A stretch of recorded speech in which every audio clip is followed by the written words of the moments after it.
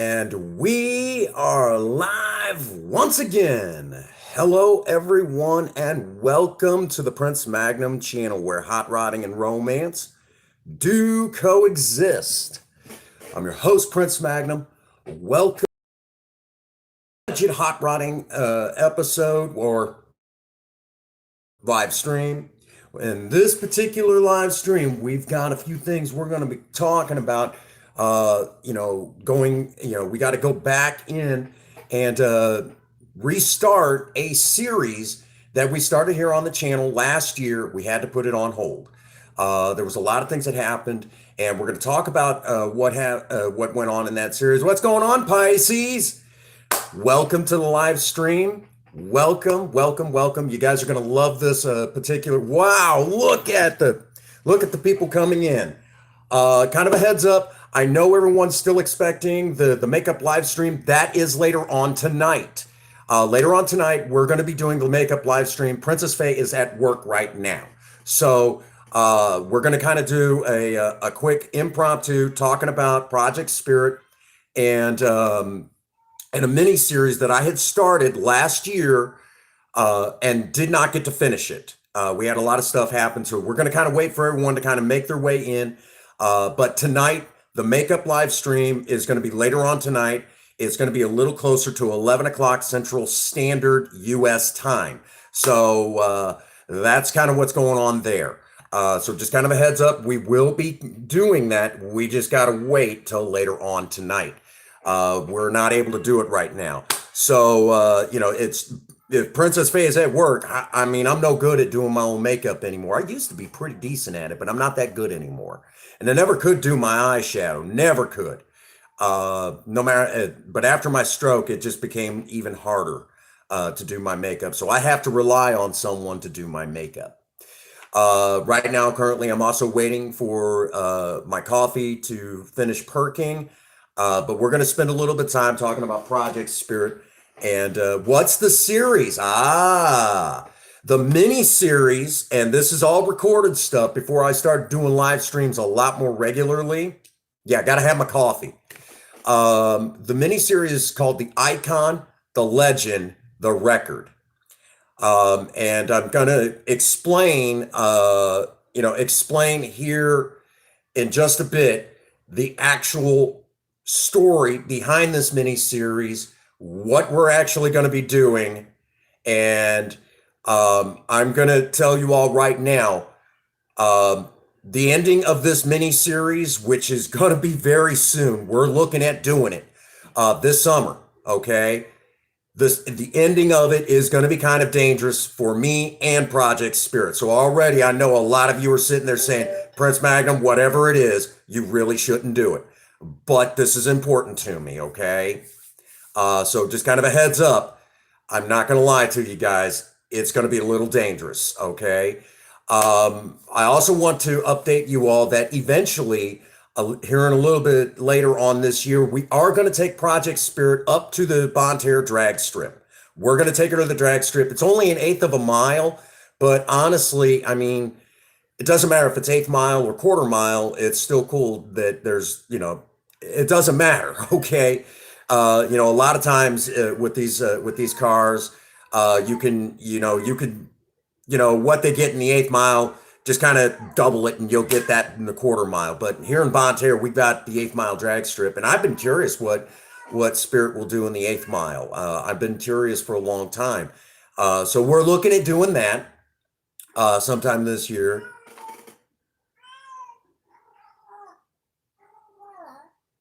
It is interesting. So, like I said, we're going to wait till we get closer to that 10-minute marker. We're going to go out, and we will go out and kind of do, I know y'all want to see Spirit, talk, see the old girl, because I mean that's really, how many times I got to say it?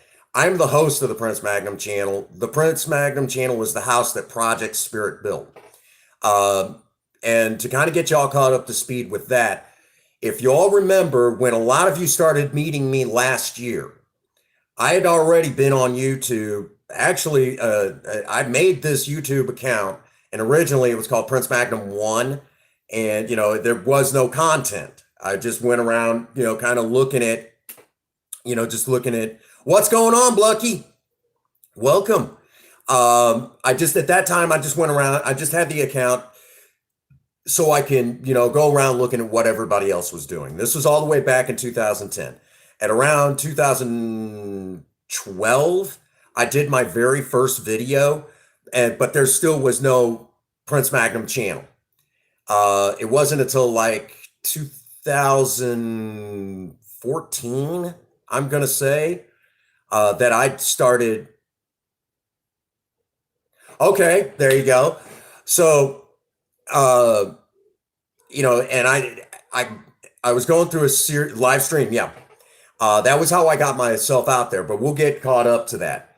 And I initially started my channel because at that time I was experiencing a lot of cardiac issues. Um, we, I honestly did not think I was going to make it. And, went through a lot of stuff over my children and everything else. And it's like, there's a lot of knowledge that's going to be lost soon to time if I don't make it. It got to the point where I stopped sleeping at night. I stopped sleeping altogether. I would maybe doze off for an hour at a time, but I would wake up. I was afraid to fall asleep because I was afraid I wouldn't wake up. It was that bad. Um, and I was new to marriage and everything. I was like, of all the things, I just get married and, you know, and this is, so important to me. I honestly did not, I was sitting there literally thinking that of all the things, I'm not even going to make my 1 year anniversary at this rate. So I started the Prince Magnum channel to kind of preserve some of that knowledge. And initially I started, there was a lot of survival channels out there. And I'm like, well, this is great for people that live in the country. What about people that live in the, in the actual, urban areas, not the rural areas? So I've started kind of coming up with like an urban survival idea. And because myself, I'm still a survivalist. I mean, you guys have seen some of the stuff I still keep on hand. And as a matter of fact, when this whole pandemic started, I'd already been prepared for a natural disaster for like ever and a day. So Princess Faye is like, pandemic's here. We're set. She's like, you've got everything all planned out already. She's like, how long ago did you start playing this? I was like, when I was 21. Okay. Now that's a good question. Nobody was watching it. And this was all the way back, before the channel really started coming into its own. That whole series, the idea is number one, I thought the zombie apocalypse idea was there was some merit to the whole when the CDC released that whole thing about the zombie apocalypse thing. If everybody would have honestly read what it meant, it would have made more sense. And what they were doing was they said if what that whole article that the CDC had released was if everybody planned for a zombie apocalypse, they would be actually prepared for any natural disaster that could possibly happen. But that's not what people read. They just read the opening headline and thought, "Oh my God!" And now you've got like the whole the zombie society, whatever, I forget what they call themselves, but they've got these guides and everything, and they're making good money. They were smart, they were smart. They capitalized on how panicky and dumb people can be. And I started figuring, well, I'll just capitalize a little bit too on it, but I'll be honest about it up front. There is no such thing, okay? And it would only be possible if it was this way. And initially, so it's like, if you are in a situation where, as we sometimes say, when crap hits the fan, I know there's ladies present in the chat. When crap hits the fan, if you're living in a rural, in the country, the rural areas, that was, it made sense. So then I decided that, maybe I should gear it towards people. What's going on, filming? Welcome to the live stream. What would, basically, gearing it towards people that lived in the city areas, in towns and, small town, if you lived inside town, How would you survive a natural disaster? So that was, yeah, you get it.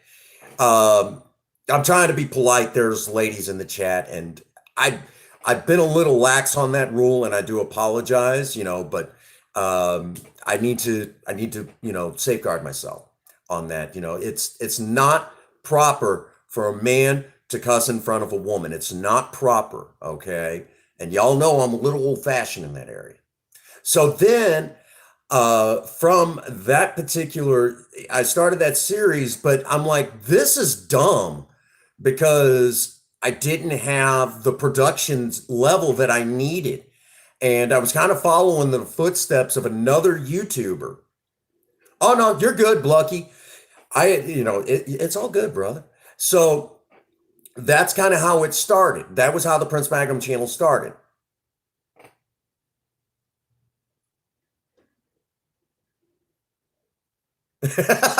There you go.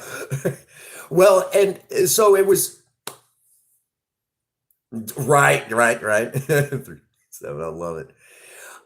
So that was how it started. And I initially had started putting in, like, there was already seeds of what was yet to come. Then when we got Project Beauty, I'm like, I really, and for those that do not know, Project Spirit is not the original project car for the Prince Magnum channel. It was a car known as Project Beauty. It was a 1996 Ford Mustang. And for the record, that was a love-hate relationship with that car. The only reason why I liked it is because I was working on it. Other than that, that car was the hugest piece of crap. And let me say, Mustangs in stock form, starting in 1993 to present date, if you want them to actually do beyond just being a sporty cruiser, you better spend some cash on that suspension because they are dangerous, dangerous death traps. That's why we have the Mustang memes. And that car was, I was actually, to give you an idea, I was in contact with a company that had started making aftermarket stuff and doing stuff directly with Ford to the Mustangs to make them actual performance vehicles. Just because you throw horsepower under the hood does not make a performance car. So that I'm going to say that right now. I know a lot of people, a lot of young people, horsepower, and bull. All that performance in the world does not make a performance car. Okay. If the vehicle can't handle that performance, you have a death trap, and that is not true performance. It has to be able to handle it, and you got to be able to handle it too. So, there's other factors that figure in. So we were, and I was basically going to get into, and I got tired of, I didn't want to spend big money on, a car that I really did not like. I just wanted something for show, something that people were not doing with these cars. And so that, hey, what's going on, Queen? How you doing? Remember, again, later on will be the live stream. Oh, we're going to talk about a lot of that stuff in here on the channel today. We're going to talk about a lot of that stuff. Now, so that was the original direction for, Project Beauty was to build a car. I am doing fantastic. I found, I got up this morning and a miracle happened. I found it not necessary to take a drink. And y'all know when that happens, thank you, Queen. You know that any day that I find it not necessary to take a drink is truly a miracle. Even after 14 years, it's still a miracle. So now that I have said that, the Project Beauty, the 96 Mustang, and so I'm going to have to, actually, we had some good videos on that car. Well, initially that series was designed, the whole thing on Project Beauty was designed right, was how to do a custom car on the cheap. And we were doing that. We were doing that. And then you add in just a little bit of performance, kind of tweak some things. And it was a 96. So you had to be able to tweak it just enough where it would last, run good, and on top of that, would add just a little bit of more performance than it initially had. And you had a little bit of room to play with that 96 ECU. You can't do that so much today. So I was actually going in and making minor modifications to the stock engine to get it to last till we had enough money to do a V8 swap. Yeah, we were already looking at that with this car because that 3.8 V6 that was in that thing, when we got that car at 2,000 RPM, it sounded like every lifter was going to come through the valve covers. And I actually massaged that engine where you could get it up to 5.5 on the tack before, right. And actually it would perform well, and it could actually keep up with V8s and modern V8s. It could keep up and do very well. So I was already doing stuff like that. Then when the accident happened, where Princess Faye had the accident with Project Beauty, and that car was totaled, the first thing I said, all about cars. Yeah, I love doing stuff all about cars. First thing I said for the next I wanted a project car that, number one, was not plastic. No more plastic bullcrap for the star of the channel, because as soon as that happened, Prince Magnum channel had no new content. I was in a deadlock. On top of that, most people don't know this. That accident, I was actually already talking to like a corporate AutoZone. I was in talking to them about where they would sponsor my channel. We weren't even at 100 subs yet. I think we were only at 50 at that time. And they were actually looking at a developmental deal with the Prince Magnum channel at only 50 subs because of what I was already talking about doing. They were looking at doing a developmental deal where I would showcase all of their parts on Project Beauty, and that accident ended it all. Ended it right there. I was standing to make about $3,000 a month, and all I had to do was just make videos. That was it. It was a complete developmental deal for the Prince Magnum channel, and that was scrapped. They basically said, because of this, we don't, if that happens, I mean, how do we know that, we can't, continue to advertise through you? So that was the end. That developmental deal was scrapped. AutoZone could not, AutoZone corporate couldn't, so that developmental deal cost me $3,000 a month. So I was actually standing to make good money, through advertising revenue. Why? Because I mean, if if we're going to have auto accidents and cars blow up and everything, yeah. So that was all the way back then. And I said, after that, no more crappy cars like that. The Mustang is not the way to go. If I ever did another Mustang, I would say right now, it would have to be an exceptional Mustang. That's not their fault. It's just business. And I mean, you got to understand from a business standpoint, okay, from a business standpoint, that was smart on their part. I get it. And basically that whole accident, I mean, I was at home. Princess Faye was driving. And if it had not been for that entire accident, the Prince Magnum channel might actually be doing a lot better. We'd probably be sitting pretty right about now. So yeah, I mean, when you think about it in that sense, basically I was building a hot rod to crash, basically, and that is not good. That's not good business. And you don't want your company associated with something like that. So that is not the way to go.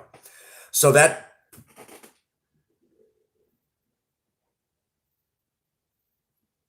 Um, and at the same, so it was a freak accident. It could have happened, so if it had not, well, I mean, I teased about it at the time and it kind of started some serious arguments. And I really don't want to go into that. I mean, one of my policies, there were several policies that when we got Project Spirit, it took me a whole month. So we were without a car for a little over a month and had to have help getting back and forth to work because I live about 4 times, well, Deloge, Park Hills.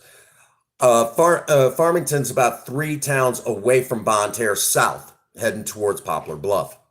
So that all being said, we had to, we had to have help getting back and forth to work. It was oftentimes a nightmare, just trying to get back and forth to work. It took us about a week to find Project Spirit. And initially, I was actually looking at, believe it or not, it was a 1996 Mitsubishi Eclipse. So yeah, I almost got into the tuner scene for the simple fact that, I thought it was one of those things I needed, that was what I kept seeing come up, because I wanted to do the custom car thing, but I didn't want to do what everybody else was doing. So I initially thought maybe it's about time for me to, but no, then we found Project Spirit. And I'm going to tell y'all, Project Spirit was in great shape, but then again, she wasn't. Okay. And I'm like, no, this is the way to go. I talked to Princess Faye. I was like, 90s cars are good and they're bad. Okay. It just depends on when you get them. If you get anything fuel injected prior to 1996, it's going to be a nightmare. And it's all because of that OBD1 ECU setup. For those that are not up to speed with what I'm talking about, let's see if I can find it in my freaking nightmare of an office. But somewhere here in the office, I actually have a scan tool for Project Lena. For those that are not up to snuff, but I have an actual, they're harder to diagnose.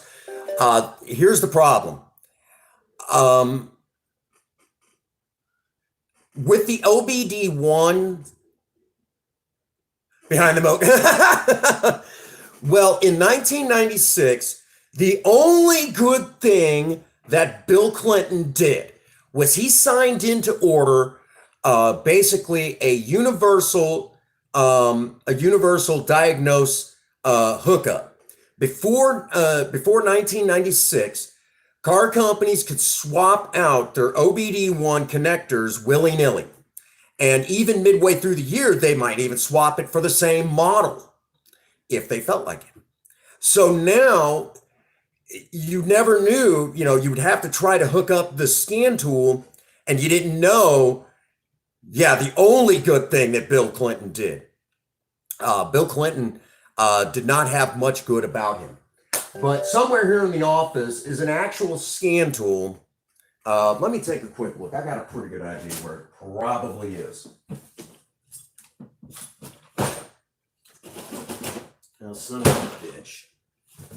But somewhere in this nightmare of an office of mine, because I've been cleaning, is an actual scan tool for Project Lena. Now, this scan tool has the OBD2. And the way that OBD2 works is it connects into every vehicle. You can scan any vehicle you want, open, from beginning to end, starting in 1996 to present day. And it'll tell you what's wrong with it, the car. I don't know. I haven't seen our boy in a while, sis. I haven't seen him in a long while. So, with the OBD2, that was the upgrade. It's good to see you, sis. So, I am doing fantastic, Kevin. We're getting ready to go out, and here in just a moment, we're going to get you caught up to. Right now, I'm kind of getting everyone caught up to speed on on a returning mini series to the Prince Magnum channel. And right now I'm kind of giving a little backstory. Yeah, I'm thinking about it. Where the hell is that boy? Um, so somewhere in this mess, I gotta find that now because we use it. No, no, no, you're not too terribly late. Right now, it's just backstory stuff. Just backstory stuff. And think about it this way: if you go back and watch the playback of this later, you help my watch time. So, help a brother out here. Struggling YouTuber trying to get monetized. All right. So now that I've kind of talked about the OBD2, anything prior to 1996, like I said, you swap it out willy-nilly.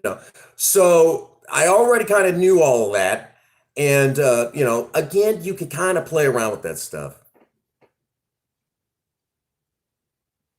Yeah, we're gonna have to holler at him. We're gonna have to holler at him, sis. So there you go. So oh really? Well, my internet here, AT&T loves to say, "Oh, it's fixed." Really? You know, it's usually fixed for about a week, and it's been like that even before the pandemic. I'm kind of working up to where, yeah, they're good and bad. 90s cars are good and bad. Um, the If you start in 1996, it's easier to diagnose problems. And with that OBD2, doing any tune stuff is a whole lot easier. Before that time, you're just better off. Oh, shoot. I get it. I know there's a lot of people that do like the old school trucks. Trucks the prices on trucks have really skyrocketed. For basket case pickup trucks, well, I mean, where I live, the classic car truck. Yeah, we're gonna have to holler at them, send out smoke signals for them. So the the classic truck scene has really just like exploded here where I live, and people are really, yeah. Chevy trucks Chevys, Fords, old F-150s are really starting to pop up again, like mad. You know, uh, it's just one of those things. I mean, everyone's getting into the old trucks again. And really starting to get into the old trucks. So there you have it. Now, eventually, I will admit that once the channel gets big enough and we can do other project vehicles, we are looking at doing a four-wheel drive, a four-wheel drive truck. Its main purpose would be, for,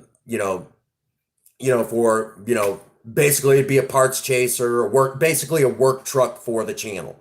If we can get the channel big enough, that is something that I do want to do.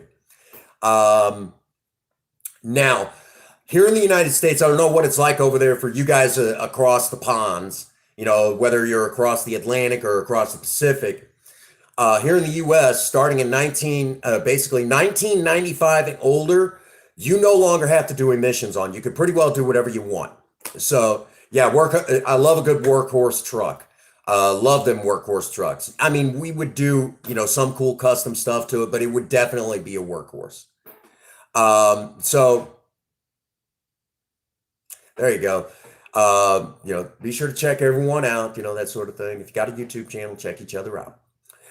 So now, with that whole thing of,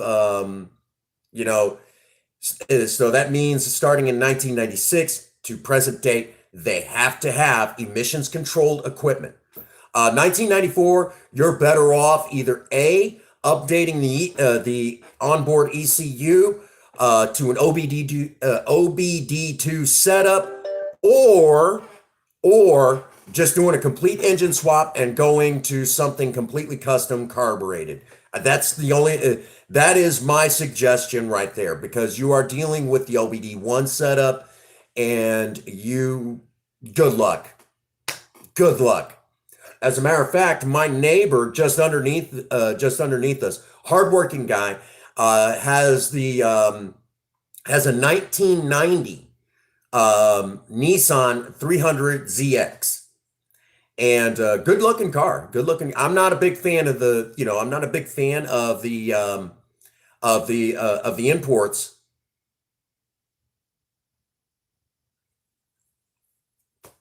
Kevin, I'll tell you what. You've been in here enough. I think I can. I think I can trust you, Kevin. So I will. All righty. Kevin Myers. If you'll drop a comment in the chat, you'll notice that the color of the text of your name has changed. You'll notice an icon right next to that name. And that means that you are now a member of the Maverick Mechanics. I trust that you will watch my back, and that also means that you can drop the link to your YouTube channel directly into the chat, along with other people that you think that we should also support. That way we can find them and continue to grow the community. So I will trust you with the job of not only helping us. Yeah, there you go. That way we can continue to grow the community. So you've been in here enough, and you've never said anything cross or to lead me to believe that I would have any problems. We have to be real careful these days. We had that one troll that, well, we have people watching for him, and we will have his IP address if he rears his ugly head. Well, no, there's nothing wrong with JDM cars. It's just not my thing. Okay, I got nothing against JDMs. And I know a lot of people in Aussie love the JDMs. I got nothing against them. They're just not my thing. And it's a good looking car. The problem is that initially it would have had that OBD1 setup. What this guy who, our neighbor who bought this car, it's already set up with OBD2, custom engine. And I don't remember if he said it's a 5-speed or 6-speed standard transmission. Good looking car. And a lot of money tied up in this car. Sounds healthy. You like Honda and Acura? We are looking at possibly doing a cooking stream tomorrow. Oh no, appreciate you being in here and supporting the channel. Do appreciate that. Now, when we got Project Spirit,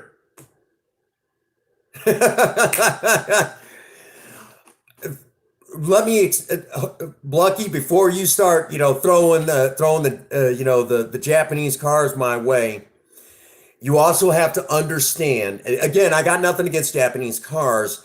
The Japanese build pretty good cars. I mean, I will say that there's a lot of cars from Japan that I have nothing but respect for.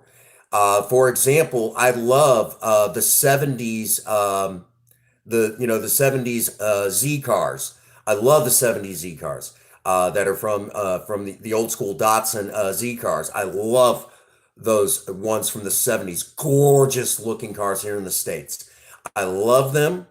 And if nothing but respect for gorgeous looking rides like that. I love the 70s Nissan Skylines. I love those. Love the 70s, the early 70s Nissan Skylines. I love them. Gorgeous looking cars. Nothing but respect for those as well. So you guys get the idea. I love the 1970s. Good. There was your true gems in the 70s, and then there was your turds. That's just how the 70s was. You had some that were absolutely gorgeous. I will tell you, for example, oh yeah, love them. Well, yeah, the Honda, the Acura versions weren't bad either. Myself personally, I'm not a big fan of, nothing against Honda, nothing against Hondas, nothing against Suzuki or any of the Japanese automakers. They have some good looking cars. Myself personally, I'm going to shock you guys. Okay. Did you know that there was actually a particular American car, for those that like JDM, there was actually a particular American car that was supposed to get a rotary engine. Most people do a Wankel rotary. For those of you who love rotaries, um, for example, Mazda's known for its rotaries, and too bad they're not making them anymore because I know a lot of guys love the rotary engines. But there was actually supposed to be an American car that was supposed to get a rotary engine, and that was none other than the AMC Pacer. The AMC Pacer was specifically supposed to get a Wankel rotary engine. As a matter of fact, it's one of the reasons why, right? That was one of the reasons why the inline sixes that went into there you go. Thank you, Kevin. I appreciate that. Appreciate that. So if you ever look at the inline six that went into the AMC Pacer, that was because originally that engine bay was designed for the Wankel rotary. Well, what happened was General Motors was commissioned to make the Wankel rotary for the AMC Pacer, and one day before production, General Motors basically said, "We can't do this engine for you. It will not pass emissions, and it has nonstop it has nonstop problem with blowing the apex seals." Now, you guys who are into the rotaries know exactly what I'm talking about. You know exactly what I'm talking about. How the Wankel rotary is notorious for blowing apex seals.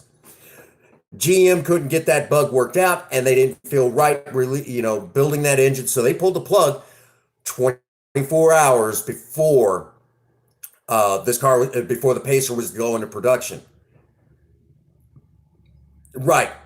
So AMC was sitting there with this car ready to go, and like, what the fuck do we do? We're screwed. I apologize for my language for any ladies in chat. So at the last moment, they're like, we got to use the traditional inline six. And they managed. Well, at that time, Japan wasn't quite doing anything with Japan at that time here in the United States was a big no-no. Okay. In the 70s, I will say it right now, the Japanese cars of the 70s, yeah, they were cool looking, but here in the United States, the ones that we got were actually very unreliable. It wasn't until they got the unreliability problem worked out. It wasn't until the 80s, and that's when Japan really started coming into its own in the 80s. So here in the United States, and you also have to remember the big thing about me not doing any imports is because my grandfather worked for Chrysler for over 40 years, 43 if I remember correctly. My grandfather, my mom's dad, another grandpa, my other grandpa Magnum, worked for Chrysler for over 40 years, 43 again if I remember correctly. So if you ever show up in his driveway with a Japanese car or any other foreign car, living here in the United States, he will tell you to get that dang thing out of his driveway. Don't even. And out of respect for my grandfather, I will not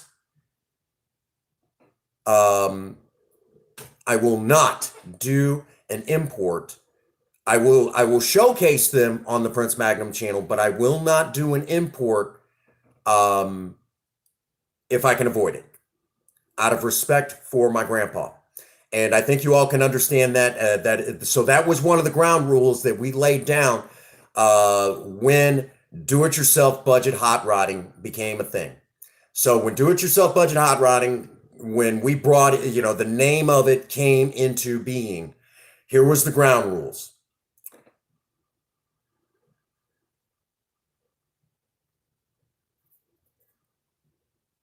Canning Park and his name. Oh, I'm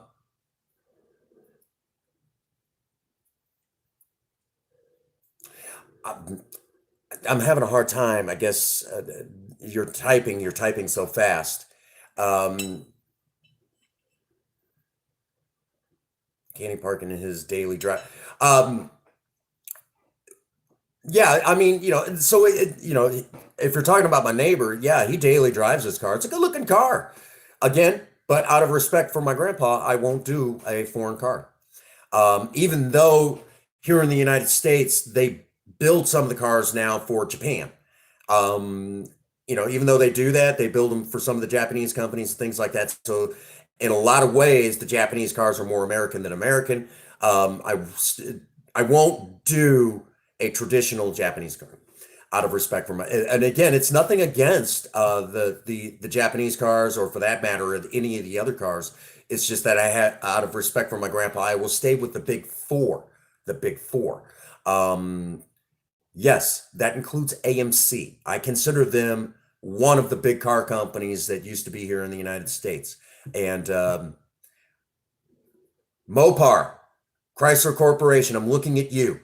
Bring back AMC, you mother. Anyhow, we need AMC these days. We need them. I'm looking at you, Italy, because Fiat right now owns one of the big three. So technically, we're down to the big two. Because Fiat owns what we know as the Mopar Corporation. So let's get a cup of coffee. We'll talk a few more minutes and get you guys caught up to speed on. So when do-it-yourself budget hot rodding, I was sitting there trying to come up with names. Right now, you can hear the dishwasher going over here. Oh, that is also one of our neighbors downstairs. That is one of our neighbors who has a good-looking Chevy truck. I would do a Chevy truck. I would do a Chevy truck. More in particular, I will say right now that there's a particular Chevy truck that I do want to do here on the channel, and we want to get big enough, because one of the big things that I'm sick and tired of is car companies that claim that their vehicles are safe, and we know they're not. So modern vehicles are not as safe as car companies think they are. In the old days, if you took a hard enough accident, you might end up with severe whiplash, unless it was just like seriously drastic. So, because of that, and the joke about those old cars were, if you crashed it, you could feasibly, hose, and you died in that car accident. Feasibly, you could just hose the vehicle off and continue driving it. Somebody else could just start than the fact that someone died. So that's the joke about old cars. Now that I've said that, okay, and I know that sounds really morbid, and I apologize. Car companies today claim, all right, I'm going to openly say it. I am not the hugest Ford fan ever. I'm actually a GM fanatic. More in particular, I prefer Oldsmobile. Out of the General Motors car companies, I prefer Oldsmobile over any other car company that General Motors has. But right behind it is Chevrolet. Then right behind that would be Pontiac. I've never worked on a Cadillac, so I can't tell you. I am not a fan of Buick. Now I know some people down in Aussie say that the Buick 3.8. Yeah, I don't like Buick. I've worked on a couple of Buick engines, and I will never again. I don't like Buick. I found a lot lacking in the department. Buick has some good looking cars, but for me, if I got a Buick, it would be a definite engine swap to Chevrolet or Oldsmobile or a Pontiac engine. I just don't like Buick engines. So I'm not a big fan of them. Now, Buick, on the other hand, has some good looking cars, but, and I think different. The joke about Buick.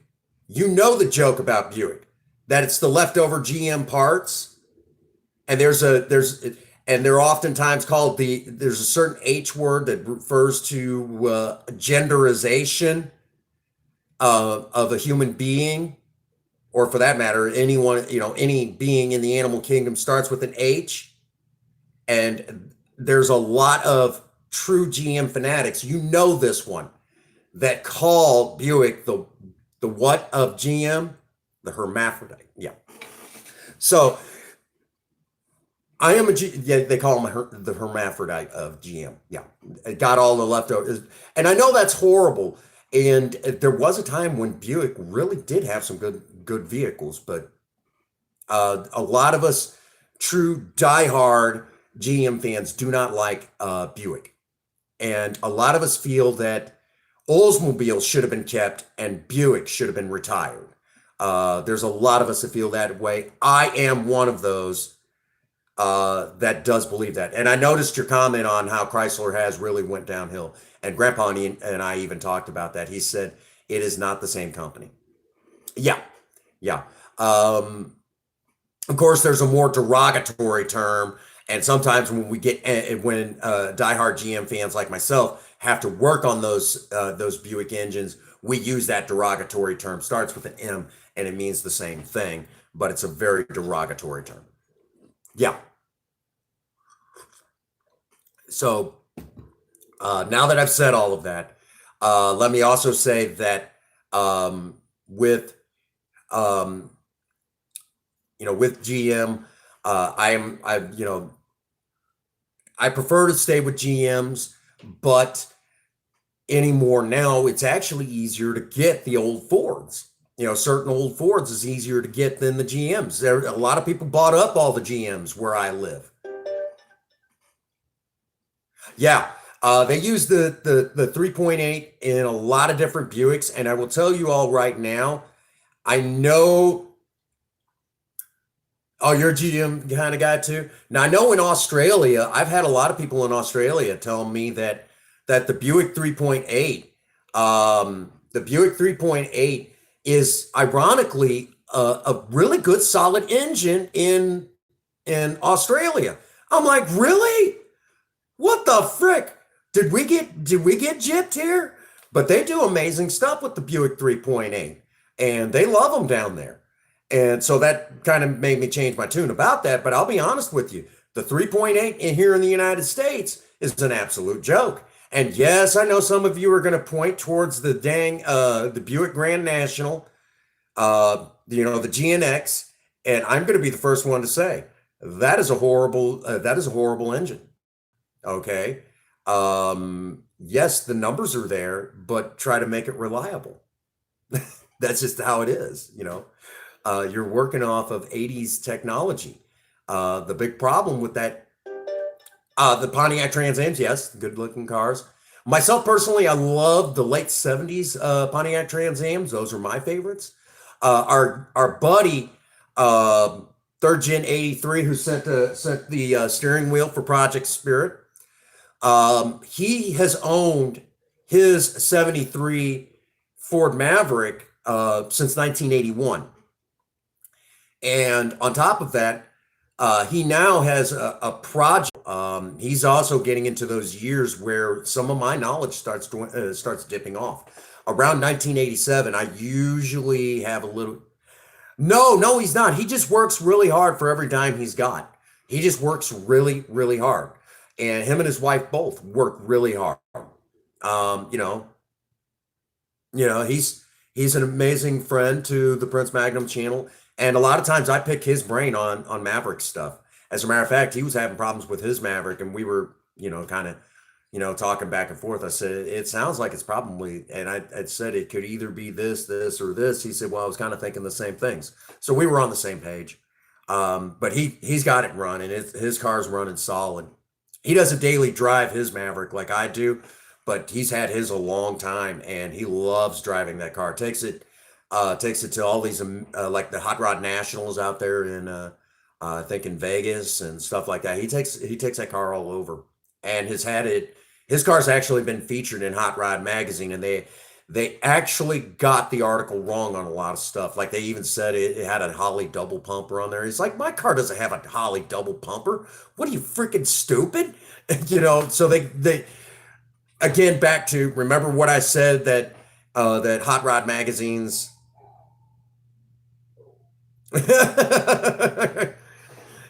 Hot Rod magazines, it's all jerk off magazine bullshit. Y'all hear me say that? Yeah. Well, now you know why. And I mean, we're back to that. It's all magazine jerk off bullshit. You just, You pick that art. If you pick up a hot rod magazine, you're just looking at the dang thing to get ideas for your project. You don't look at don't look at the article. You're wasting your time. Look at look at the pictures and figure out what they did. That's really what you get it for. It's all magazine. I mean, there's going to be some good tech articles in it from time to time, but for the most part, it's all garbage. Um, or you pick them up to see, who's advertising what the new products are. That's it. Okay. And I would pick one up if I could, but you really don't even have to pick one up now, you know, uh, because you could eat, other than just for the pictures, to see what they're doing. Honestly, I mean, a lot of these magazine companies, unless they're going to start telling the truth in the articles, I wouldn't pick one up. So, and that's just how it is. They'll change around, oh, they did this, and then they give false information. Like they even called said the Maverick Grabber was the performance option for for the Mavericks, and that is the biggest lie I've heard in a long time. Like the Maverick Grabber was just a trim option. I love hot rodding. I love hot rodding. It was just a trim option. That's all it was a trim option. Oh, thank you, Kevin. Appreciate that. So that, I mean, that's where it's back to, we're back to that whole thing. So I got going on this, and basically, ground rules were laid down. And at the time that we came out with do-it-yourself budget hot rodding is when Surviving Romance started. And I started coming up with the different series so I could kind of separate stuff. And every once in a while, each series could cross over into another and be kind of special that way. So that's how we all worked it out. That's how we worked it out. And that was around the time we got Project Spirit. So that's why I say that's when the channel really came into its own. And with do-it-yourself budget hot rodding, the whole idea behind it was to find a car that you could customize. You drive it every day. It didn't matter if it was old or new, but you would customize it so you had your own cool car. And cool cars should not cost you an arm and a leg, but should, it could be it's your daily driver. And on the weekend, you clean it up and you go to a car show. You go to a car show. That was the design behind Project Spirit. It still is. The project car in question has to be affordable. It has to be reliable. It's got to be fun. And it has to be, economical. Okay.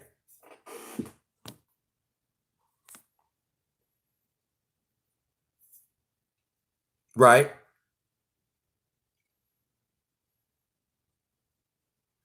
Thank you so much. Um,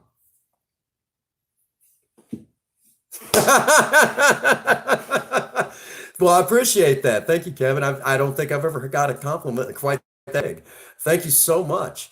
Um, so that's where the whole do-it-yourself budget hot rodding came in.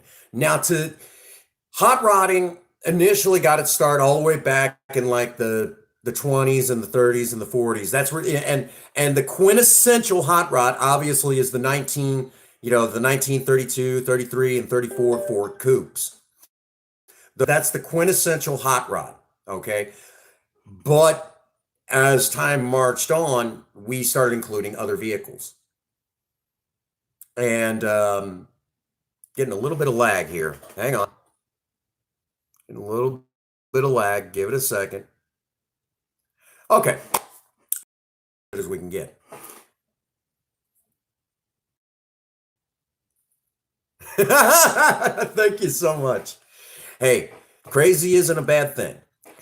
So now that I've, said all of that, okay, we've included other cars, and the whole idea behind it was adding a little bit of performance and having fun with a car,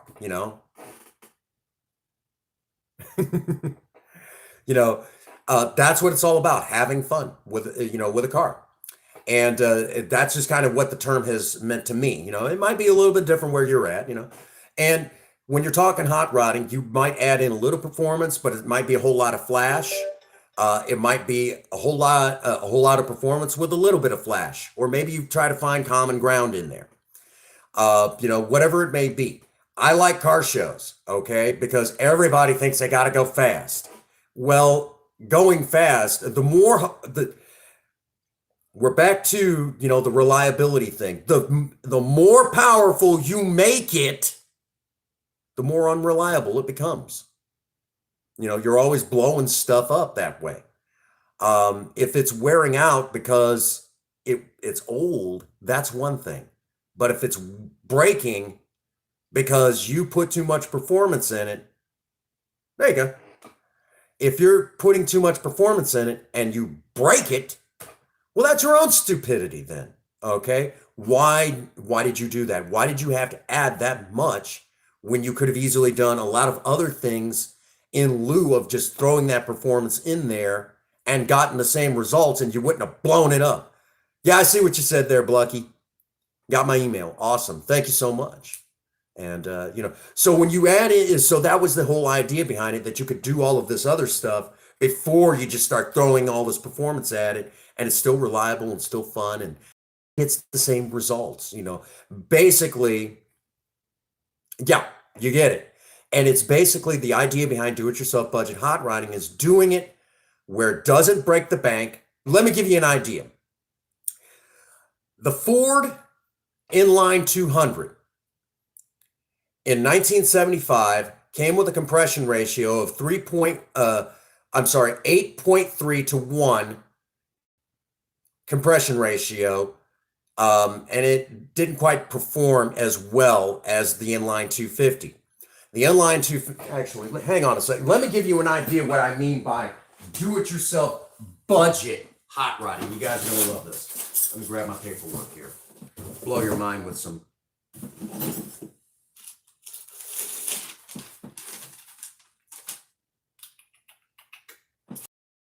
This is the paperwork I was looking for. You guys are going to love this. All right.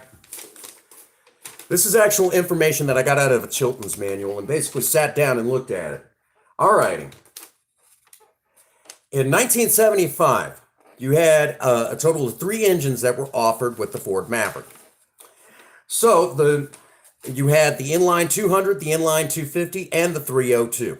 Now, we won't be looking at the 302, but let's look at the Inline 6. Mainly because, well, I'm going to show you, you could actually without the supercharger. Okay. The Inline 200, these are the dimensions along with the compression ratio. The Inline 200 has a 3.68 inch bore with a 3.13 inch stroke with an 8.3 to 1 compression ratio, meaning that in 1975 that Inline 200 put out a net horsepower of 5 horses at 3,200 RPM with 145 foot-pounds of torque at 2,000 RPM. This was in 1975. But the Inline 250, the bigger of the Inline 6, is offered in the Ford Maverick. Came with a 3.68 inch bore with a 3.91 inch stroke and an 8 to 1 compression ratio. That depends on what you're doing with them. The 200s are good and reliable. They're good, solid engines, Ford made the best inline 6s. I know there's going to be some people out there that says that AMC had the best inline 6s. I will argue that because, well, I won't argue that. We're both right because Ford made AMC's inline 6s. All right, back to what I was talking about. So now that I've discussed that, the 200 has basically the 200 and the 250 have the same size pistons, same size cylinders, okay? But the 200 has the larger compression ratio. So on a budget, if you're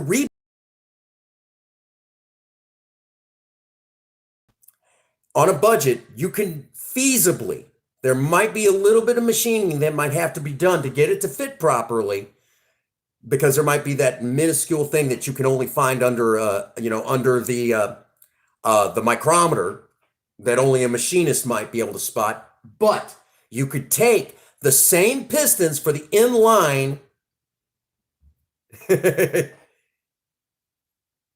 Well, we'll get to that. We'll get to that.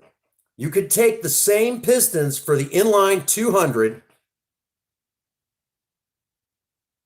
No, I'm not familiar with that meme.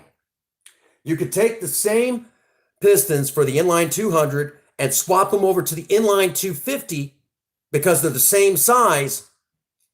Put it on top of the connecting rod and everything, and increase your performance. Because with the original stock setup, you're only getting 85 horses and 180 foot-pounds of torque. But by doing that, you increase the compression, by increasing the compression ratio just that little bit with stock pistons, you actually increase the performance. Just by doing that little minuscule change, and it's a stock setup, and it'd probably be about the same price. So, that being said, that's how you do something like that on the budget. That's simple, folks. It's that simple. And that was just looking in an old Chilton's manual from back in the day. Oh, that's your... So now that I've said that, let's go and let's take a walk. Well, we'll wait on... Who wants to go take a walk around Project Spirit real quick? Is that a thing? We want to go take a look at Project Spirit. I'm hoping Pisces is still in here because I know she really likes Project Spirit. She was actually in one live stream when she really got a good look at the old girl. She's like, "Sell me your car." I'm like, "What the heck, Pisces? You don't want to know the price tag on the old girl. It's up there." It's up there quite a bit. You don't want to know how much she's worth now.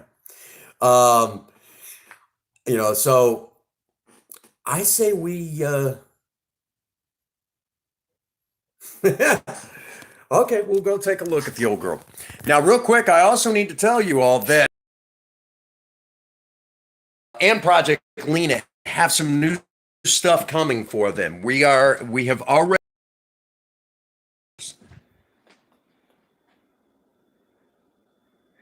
Fortunately, the live stream will crash if I do that. And we've already had that happen a couple of times where we tried to do that and it just won't work. But that doesn't mean that, so that's the thing here. Now that is a good looking car. I like that. All righty. So I know y'all are ready. Here we go. Ta-da! There you go. Good old Spirit. Hey, that's a good looking car, though. Oh, thank you. You don't see them nowadays. Old No. school. Oh yeah. Actually, I'm actually in a YouTube live stream. I'm actually streaming, walking people around my old car, and there's actually right now there's actually people bouncing in and out. They love seeing the old girl. Yeah. And this is actually known as Project Spirit around the world. Really? We have people right now, I believe, from Australia, and there's people that'll jump in all the way from England. They love this car. I got that car that's sitting for 38 years. Really? You know what I mean? It looks good. Looks real good. 82. 82? Yeah, that was the last. That was what the. Well, they didn't have an 83 Corvette. Yeah. Because the plant burned down, but then. When I had a hot rock and roll band. Yeah. Seeing that on top, you know what I mean? Right. You know what I mean? The 80s and 90s. Yep. Yeah. And in 84, they changed it over to what, the C4 body style. So this is C3. Nah. I like them body style. Oh yeah, that was quintessential Corvette right there. I'll see you later. See you later. You'll have to let me feature that car on my channel sometime. Okay. I'll see you sometime. All right. Sir. All righty. Thank you. Well, the gentleman who is going to let us see the last true, what I consider the last true Corvette here You can actually kind of see it in the background. But yeah, good old Project Spirit. And pretty soon we're going to be installing GPS trackers in Project Spirit and Project Lena. So we will have GPS trackers on the cars. So those will be coming in the mail in about 3 weeks. They'll be here. So because you know, I everything's delayed anymore. We're also looking at getting a welder soon, or at least taking her to have some welding done here. Look at that, starting to kind of rust through there, and we got to get a lot of this all taken care of. But yes. By the way, what you guys just heard, that whole thing where Project Spirit. What's wrong with you, man? Cars can't have kids. Right? Oh, you asked a question. That's just dirt and fading. Okay, this here is actually rust that's starting to come through the paint. As the rainwater comes down, flows right down through here. Dirt just gets caught right there. Just one of those design flaws. Go ahead. That's just one of those design flaws. All the old cars had rust problems right through here on the sheet metal. Just rust right through. And then, water comes back here, collects. Yeah, these are all issues that are nonstop with these old cars. And quarter panels again. Yep.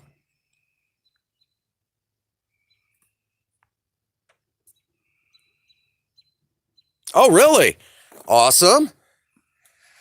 And of course, this is going to be some of the last live streams with this steering wheel. I got to go up and, oh, a bird did poop on the hood. It seems like whenever you clean a car, the birds just aim for it.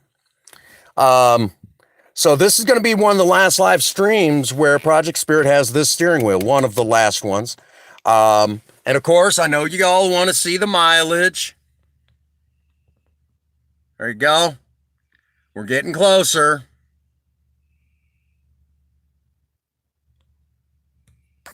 Come on, you uncooperative.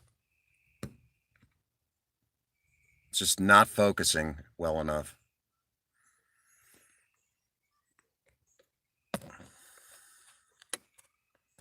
There it goes. There's your mileage.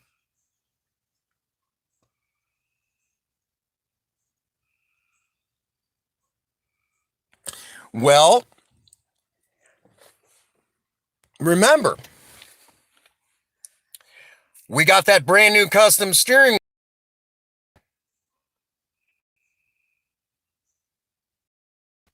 Oh, really? You just still drive stick too?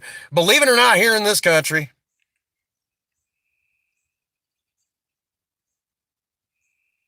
Yep. Yep. But yeah, if you remember the custom steering wheel we got from our friend Third Gen 83, so that's going to be replaced. This steering wheel will go away, and it's time because it's all broke up in here, and it barely, you could literally see right here. You could see this centerpiece is actually broke up and the vinyl's all tearing, and there's even, bits and pieces that are starting to miss. So at this point, it's time to upgrade. Okay. And I need something that has a good grip. Yeah, it's falling apart. Just very typical of your old cars. Things will fall apart and break and wear out. It's just normal. Oh, by the way,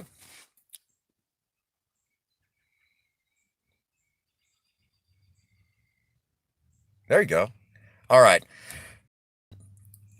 When we make the joke about those cameras, that's actually where it mounts right here. This is the actual camera mount, and it's just suction cup to the windshield, and then you can get those awesome shots over the hood.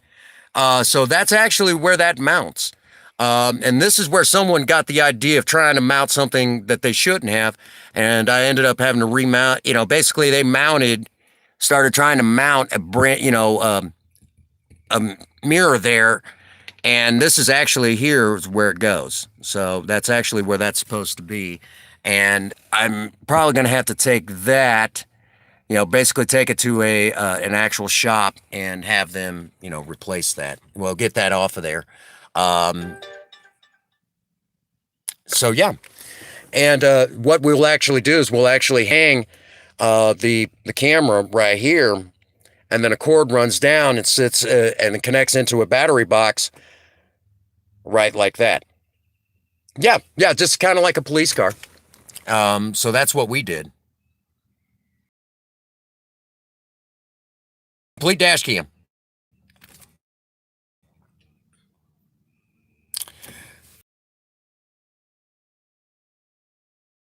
Crash coming. May have a crash coming. Hang tight. I swear to God. Alrighty. Sorry about that, folks. What's going on, Gavin John? So, alrighty. So there you go. Again, we've got GPS trackers coming for Project Spirit and Project Lena. So those will be here. Yeah, heads up. Yep, she's acting up. And then tomorrow morning, I have to go over to O'Reilly's up in Farmington, and I have to pick up the new turn signal switch. It's going to go inside the steering column for Project Spirit, because when we go to take her to the shop, when they pull that old steering wheel off,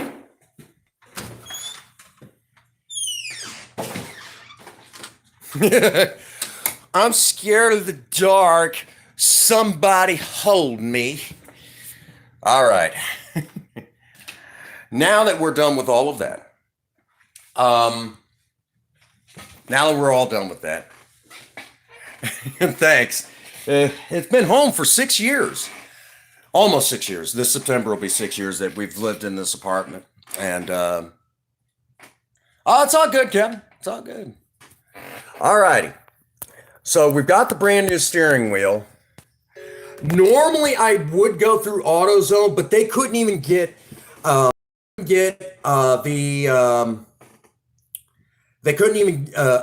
couldn't get the turn signal switch, and even Napa couldn't get the turn signal switch. So it's like, yeah, today was the typical.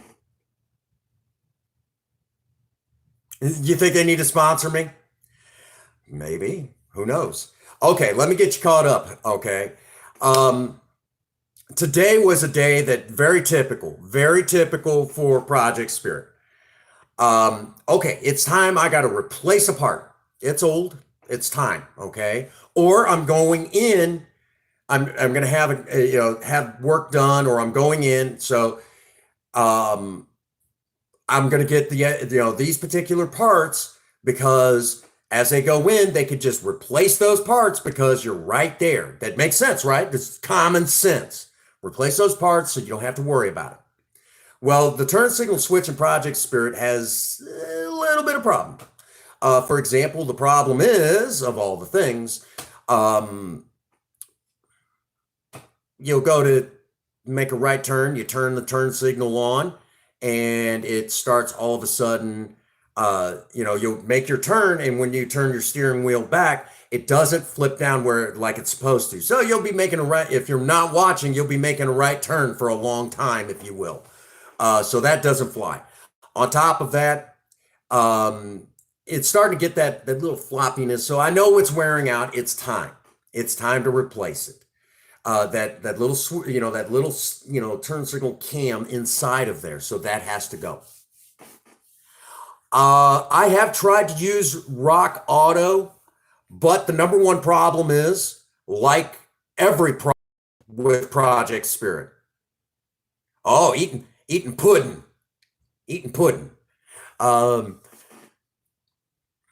This is the normal problem. Same except no pudding. The number one problem with Project Spirit is, and this is the most common.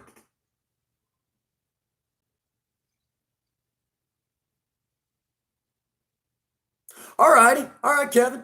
Still appreciate you coming in and hanging with us. You go do what you got to do, brother.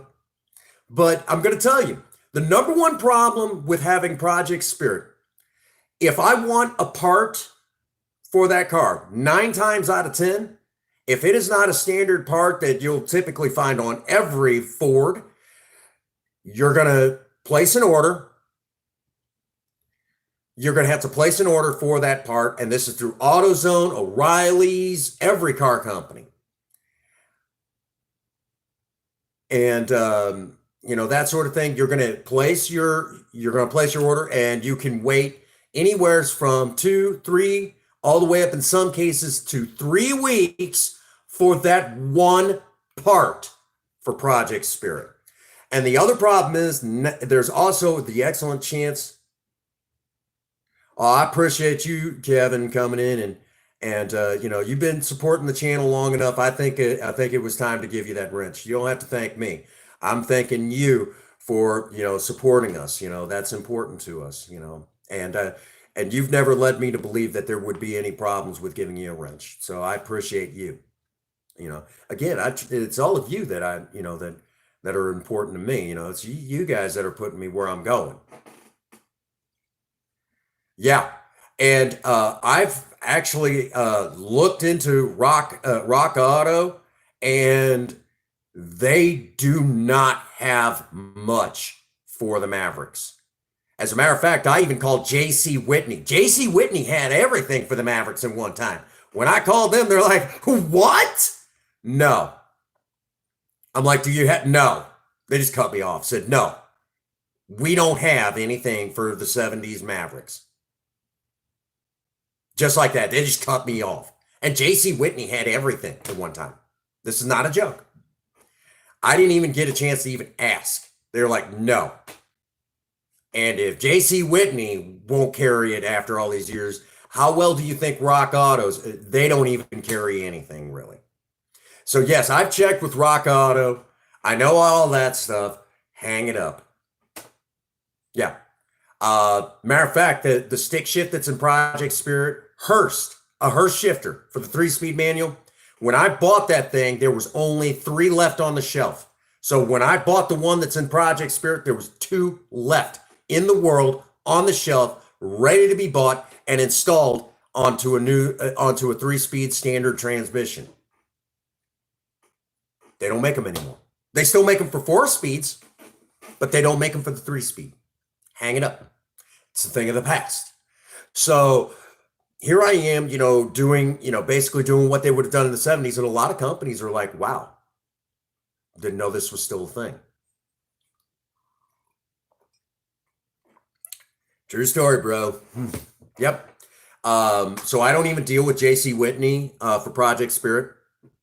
Most of the time, 3rd Gen 83 has to tell me of the companies that still exist, that still make stuff for Mavericks. And a lot of times it's in very limited production. As a matter of fact, when I called Mustang Unlimited, they were telling me that in the old days, they used to take stuff off of the Mavericks to update the Mustangs. And now they thought it was interesting that someone was doing the opposite, going Mustang onto a Maverick. They thought that was really neat. They had never heard of anybody doing that. So that's not to say that someone hasn't, but for the record, there are also some people that said that the Mustang should have went away and they should have kept the Maverick. There are some people that actually say that. I'm one of them. I'm not a Ford man, but I love Mavericks. I love Mavericks, so there you have it. I'm not a Ford man. Nothing against Ford. Ford makes a good truck. They make a good car, depending on what time frame you're talking about and what car you're talking about. But other than that, I'm not a Ford man, and I've never really had an interest in building Fords. Princess Faye kind of pushed me to kind of work on Ford. That's another story. The rivalry is still real. I like Camaros. Project Beauty had made me a traitor. And I had to explain that to my own wife, and she didn't fully get it. That was before she started learning how turning wrenches and developing what she liked and what she didn't like. She didn't understand. I had to explain it. The rivalry is still real. Mustang versus Camaro. Donut Media, you got it wrong. um, you got it way wrong. All right. For the record, I also said that the only Mustang that we will do now is a Mustang 2. So now, yeah, I said that. Now, we need to talk about the mini series. If you're not familiar with the mini series known as the Icon, the Legend, the Record, let me tell you all the back history. Way back, we're talking 1998 to be exact. Hot rodding where I lived was still very old school. Now, at this time, elsewhere in the world, hot rodding was getting more into the culture that we know today.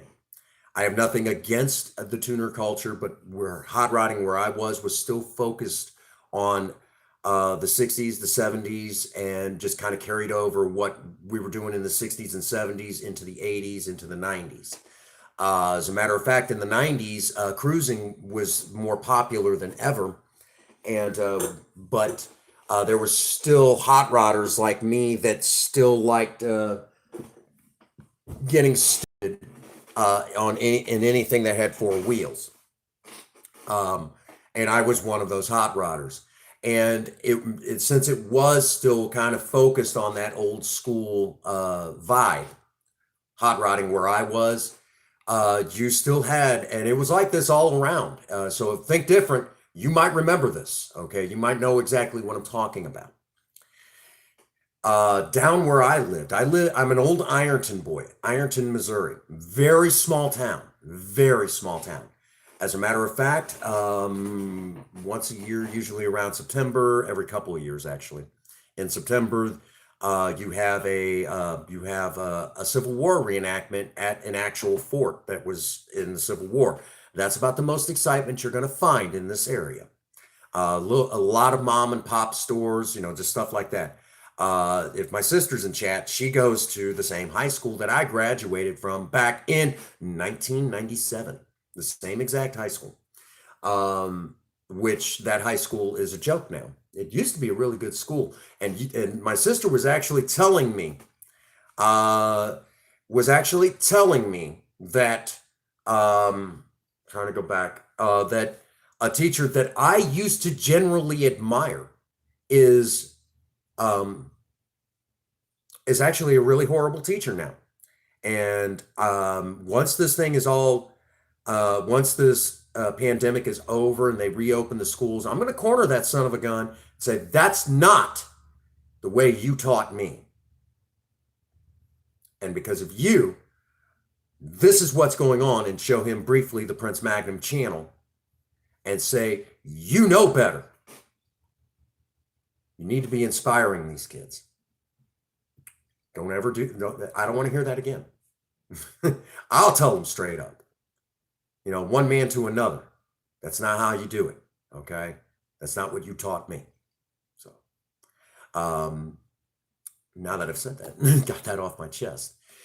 And back in the day, and Think Different will vouch for this. Back in the day, when it came to the illegal street racing for teenagers, you had your regional heroes. And these regional heroes, if you will, were the ones to beat. They were the ones you beat. Think, if you will, think American Graffiti. American Graffiti. That whole thing where that one guy would show, actually it was literally Harrison Ford who showed up in his 55 Chevy to race that one guy who had that 30s, highboy coupe. It'd be nice I will, but I'm going to tell him straight up, man to man, that's not how you do things. That's not the way you taught me. But anyhow, show up, and that whole thing where, he could have beat me, that sort of thing. Yeah.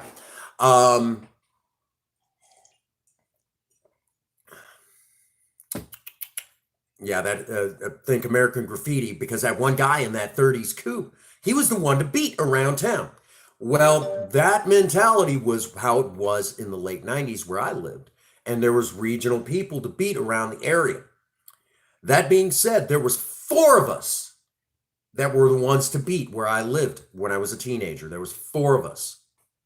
And notice I said us. The first one is our old friend T-Bone. And we've all seen him on the channel.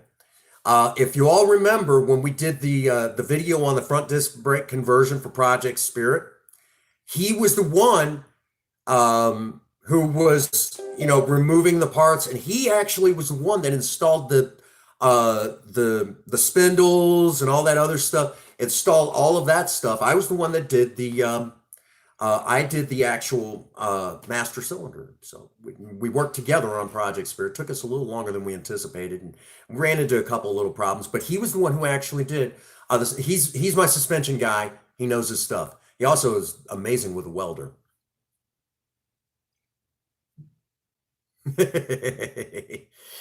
So if you wondered about that, that's T-Bone. He still goofs off, but he doesn't race. And he was always one, if you got him behind the wheel of a Chevy truck, you didn't catch him. Okay? He was the one to beat. He was one of the ones to beat. There was another guy, old Jamie. His thing was Oldsmobile. Or for that matter, any GM. If you he could do them, but he used to race Oldsmobiles. And he was one of the ones to beat. He doesn't race anymore. He doesn't race. He's kind of given it up, but he still works on them, kind of, sort of. I think he works in a shop and makes decent money doing it. But he doesn't quite build them like he did. He doesn't build and run them like he did. So there's Jamie. He's I guess you could say he's retired from the underground. And then there was Donnie. Donnie graduated a year before I did. And he was a Camaro guy. As a matter of fact, he had a 60s Camaro that he had built, and that car was very fast. It was one of the ones to beat. It was definitely one of the ones to beat. But Donnie, on his graduation, got a 1994 Chevy Camaro. I don't remember if it was Z28 or Super Sport, my package, the performance packages at that time, they kept swapping them around. So it was the performance Camaro of the time for 1994. And it had gotten some stuff done Donnie decided he was going to, his dad knew, he said, you're taking the old Camaro out. He said, Dad, I'm going out doing some running. And he knew what was up. His dad was like, you're taking the old Camaro. No, we're going to go ahead and take the new one. He wasn't even out of school a year. And Donnie was in a horrible accident and was killed in that 94 Camaro. Speedo was stopped and it could have just been a freak thing. I think they said it was stopped at like a ridiculous high speed, like 170 something or something like that. It was ridiculously high.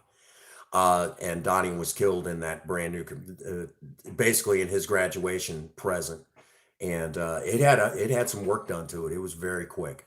For the time, when tuning was starting to become a thing, it had I think it like the LT4 350, and it was ridiculous how powerful that dang thing was. But because of all the plastic and everything, I mean, it was bad. It was real bad. So Donnie is not with us anymore. He passed away in 90. It was before the start of the 90s. So I graduated in 97. So it was 1990. Yeah. It was 1996 when he passed away. Then we had, and then there was me. And my thing was also Camaros, and I liked my second generation Camaros, the old fish face Camaros, as they're sometimes called. That was my thing. I liked those Camaros because they had a lot of similarities to the Smokey and the Bandit Trans Ams. So I liked those. That was my thing. And again, 70s cars, it has always been my thing. I like my 70s cars. But the most beautiful cars come out of the 50s. And my car that I ran was a 78 Camaro that had a 400 cubic inch small block Chevy under the hood with that originally came out of a 74 Impala. Uh, a second generation, yeah. They start calling them the fish-faced Camaros. I don't know if you've ever heard that one. That's yeah.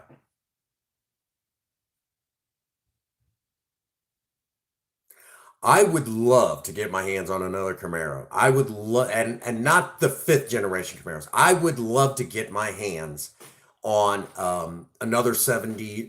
Well, see, I had a 78 Camaro that ironically was painted powder blue, and it was a specific powder blue. Um, it was the paint had actually been given to me, and when it laid on there, it was gorgeous, gorgeous. And then the dual pinstriping, just like what's on Project Spirit, the dual pinstriping, like on Project Spirit, we had the same pinstriping on this car. This car was called Blue Thunder because of that 400 small block. This car was ridiculously fast, had a top speed of 155 miles per hour. Yeah, we figured it out. The police told my father, if your son decided to run from us, we won't catch him on a straightaway. We might catch up to him in a, in a sharp corner, but we are not going to catch him if he decides to run. And my dad said, no, you're not. That car's too quick. It is way too fast.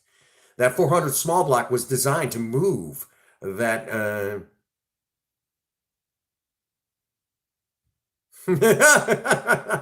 she's at work right now, so she's not exactly going to be. Yeah. So this is the backstory on this mini series, okay? And when all the guys were cruising, and I did a little bit of cruising in this car. I did a little bit. It was a cool car. You got to bear in mind, yeah, she's at work right now. She's not going to be a happy camper. But anyhow, I would take this car and occasionally take it down the cruising strip. And you got to understand, small town vibe. You would start if you know Ironton, you would start at the grocery store known as Town and Country, and you would drive all the way down Main Street to this Chevy dealership. You would turn around and drive back. That's all you did. I did it a couple of times. It was cool. And I took my then high school sweetheart. Well, I was already out of school at this time. I would take her cruising. We would go cruising down. It was cool. So that was, but most of the time, Friday and Saturday night, you could hear off in the distance.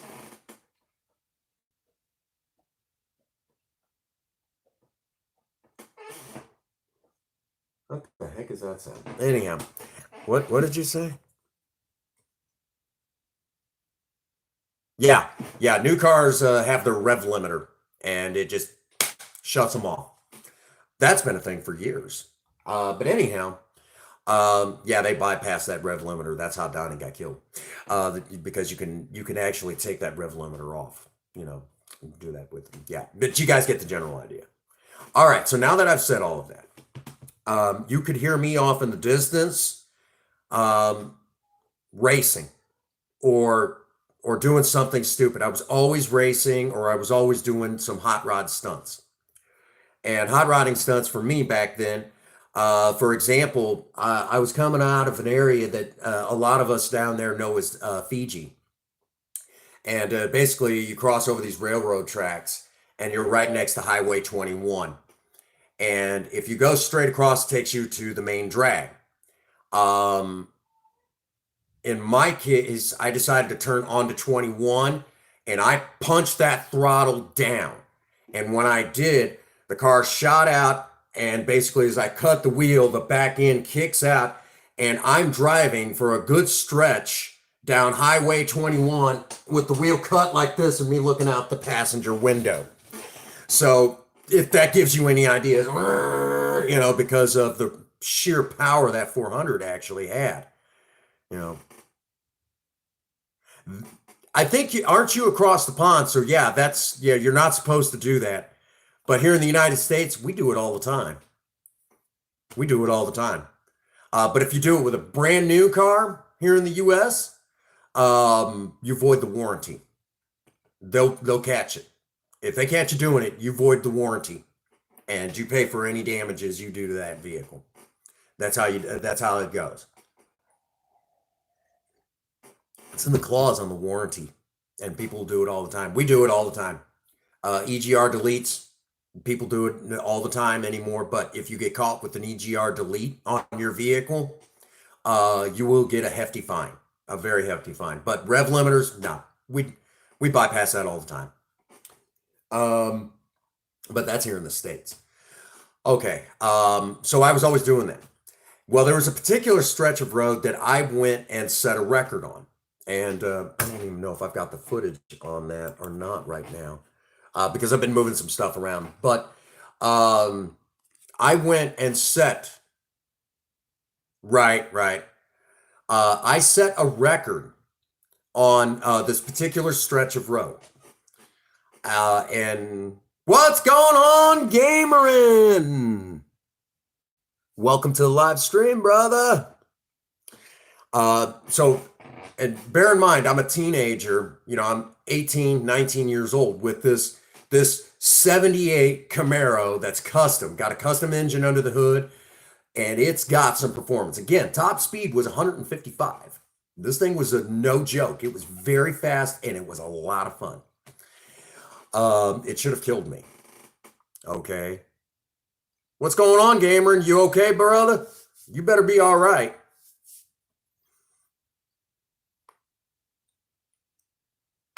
Ow, son of a gun.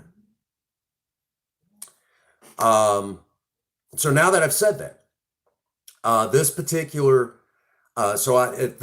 stretch of road, I ran that Camaro. You would hear me over there,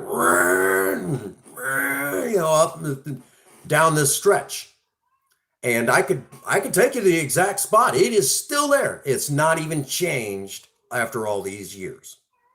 So now that I've said that,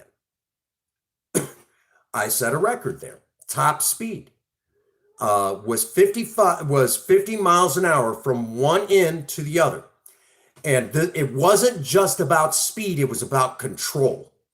And there were specific rules to this run. Okay, and what you had to do was you had to start from one end and go to the other. It did not matter what direction you went. You could go either way. It was just the 2-lane road. But it was very dangerous because at the end of this stretch was two 90-degree corners. Okay. So you had to come around the corner. You had to open your car up wide, and you had to run.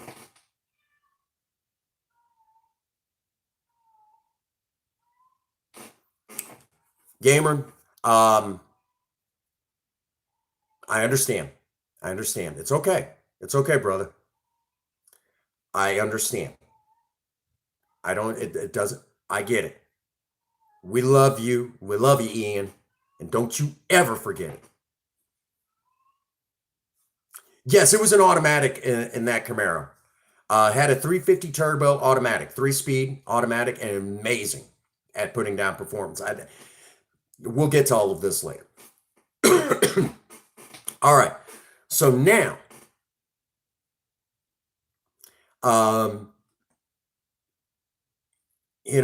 now that I've said that, the top speed, basically here were the rules. You had to achieve, you had to make this run. You had to hit the best possible speed that you could get from coming, you would come around one of these sharp corners, and you had to get the best possible speed from one end to the other. You could not wreck your vehicle. If you went off the road, it did not count. You had to keep it on the road, period. And you had to have somebody with you to verify what the speed was. Okay? These were the requirements for this run.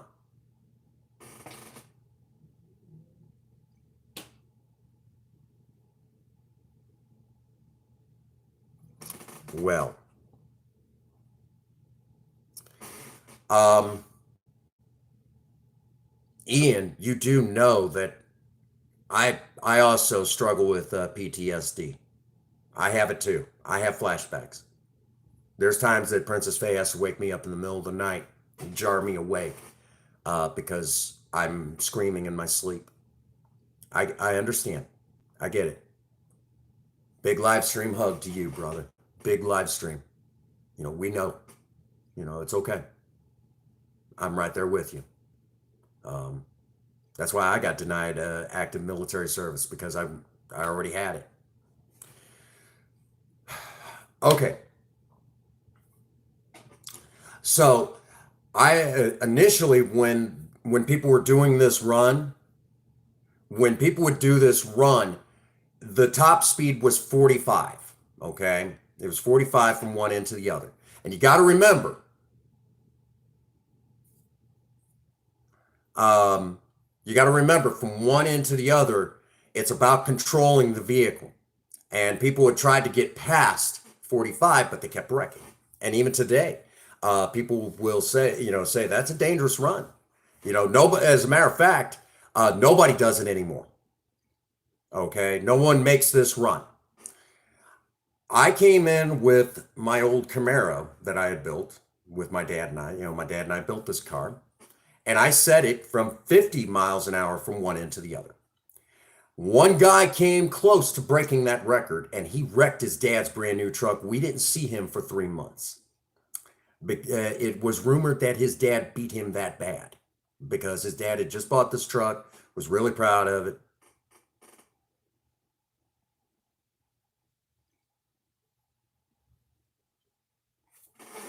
Some what?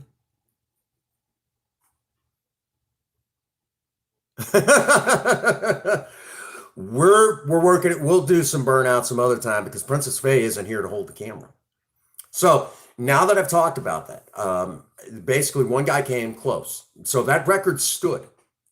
And I'm like, man, that's awesome. Oh, Sexy Saturday is just postponed till later on this evening. It's going to be later on. It'll be a little closer to your morning, okay? Your earlier morning. Princess Faye, um, right now.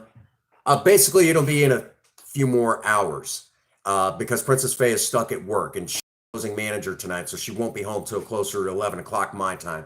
And it's almost 9 o'clock my time. So we're kind of killing some time. And I got asked about this series when it was it going to come back. This particular mini series called The Icon, The Legend, The Record. So right now we're actually talking about because I was where I lived, I was one of those legendary. Every area here in the U.S. and it's still kind of like this has their legendary underground racers. I was one of those legendary underground racers where I lived, and there was actually four of us. And of the four, one of us doesn't run. Well, one of us doesn't build anymore. The other one still builds, but he doesn't really run. Um, and one of us is actually deceased. And then there's me, and I still get out there and mix it up, even at my age. So now that I've said that, um, this is the story behind this record. I set that record with my 78 Camaro with a top speed of 50 miles an hour from one end to the other. And there is videos actually showing this straight stretch. It is not that big, okay? And that record stood all the way up until 2004. No, I'm sorry, 2005. It stood to 2005. And I came back in a 1977 Oldsmobile Delta 88. This car was huge, big land barge. And with the original stock Chevy 350 with a 350 turbo automatic that had been beefed up.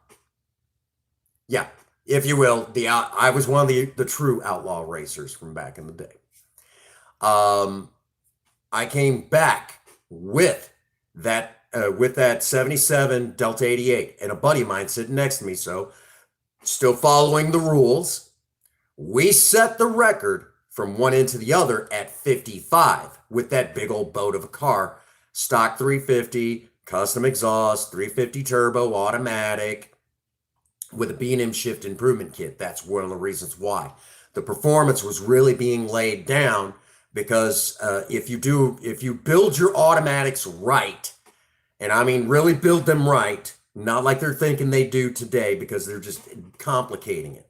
If you take a 3-speed automatic and you build it where the performance is just being popped down to the pavement, it's just like running a stick shift, just like it. And you can actually take those 350 turbo automatics and put what they call a manual valve body on them, and you'll have to actually shift it, but you don't have to push in a clutch. That's the only difference. You'll still have to shift it. And this car had the automatic on the column. Underground racing. I used to be in the underground scene where I lived as a teenager. So we went back and set that record higher at 55 from one end to the other. Well, here we are now. And I was 25 years old when I did that. I'm now a middle-aged man. Let's be honest. I'm 40 years old. I'm not in the shape that I once was. The cars that I would have done this with have almost faded into obscurity. And here we are, all these years later. And at the time when I was looking at this, a couple of my high school friends, people that I graduated with, have passed away. Where my graduating friends that I graduated with, or that graduated a couple years before me, and in some cases now, a few of them that graduated a few years behind me, were dying. And a lot of us, as a matter of fact,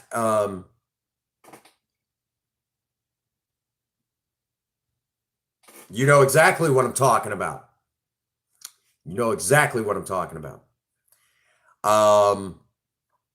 So now here we are, all these years later, and some of my friends are dying. As a matter of fact, there is now on my Facebook, a lot of us are connected in not what's, basically we started kind of like a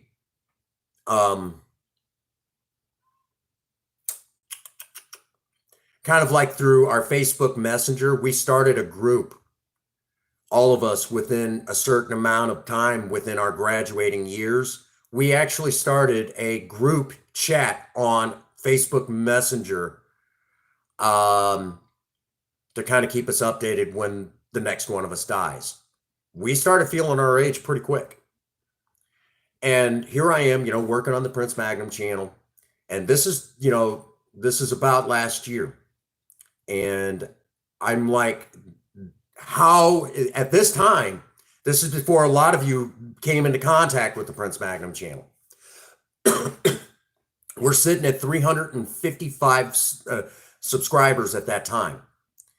And I'm like, how is this possible that we're all feeling our age like this? And I went on there and said, we are not that old. 40 really isn't that old. I'm 40 years old. We are not that old. Well, I'm sorry. At that time, I was 39. I said that I'm not that old, really. When you consider that, I'll joke and say as 40, I'm an old man. That's just because a lot of younger people will say, you're old, dude. You know what? This old man can still hang with you young ones, probably even better than you young ones. I still got it, man. Whatever it is in this case. Right. So you get it. And, if you will, I'm not looking at middle-age burnout. I'm a middle-aged man still doing burnouts. Okay. So that should tell you what's up. Okay. And a lot of us started feeling old, and I'm sitting there going, no, this is bullshit. And at that time, we had just taken on some sponsorships that really aren't panning out. And I just hooked up with my partner, Jammin' John, who is still working on these sponsorships. And it's just the way he's trying to do it, it's not working. God bless you, brother. Love you. I love you, man. He's got a good idea going, but it's just, I told you what to do on the business end. Listen to me on this. And I sat down with him. I said, here's what we need to do. And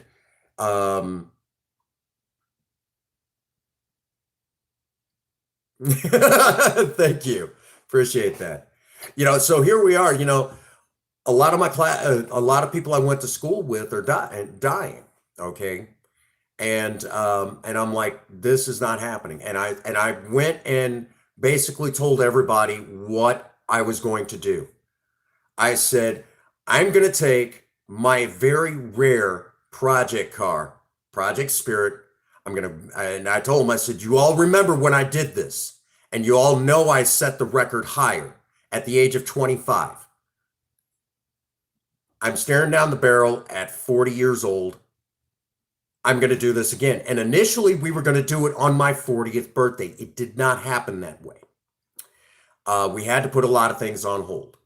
But I was going to go back with Project Spirit, and I was going to do that same run just as I did as a teenager, as I did at 25.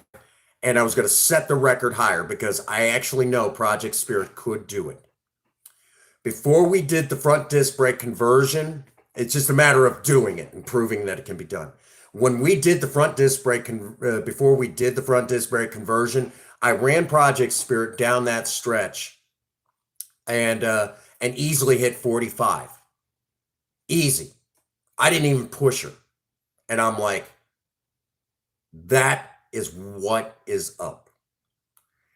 Barely pushing her and hitting 45, the original record.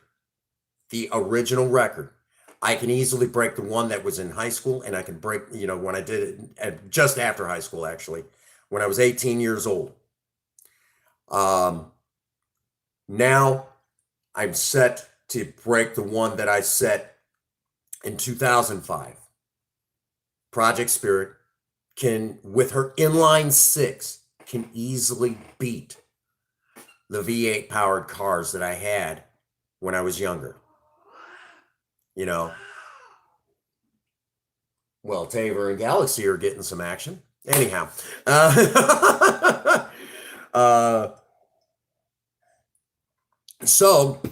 and I told him I was going to do this.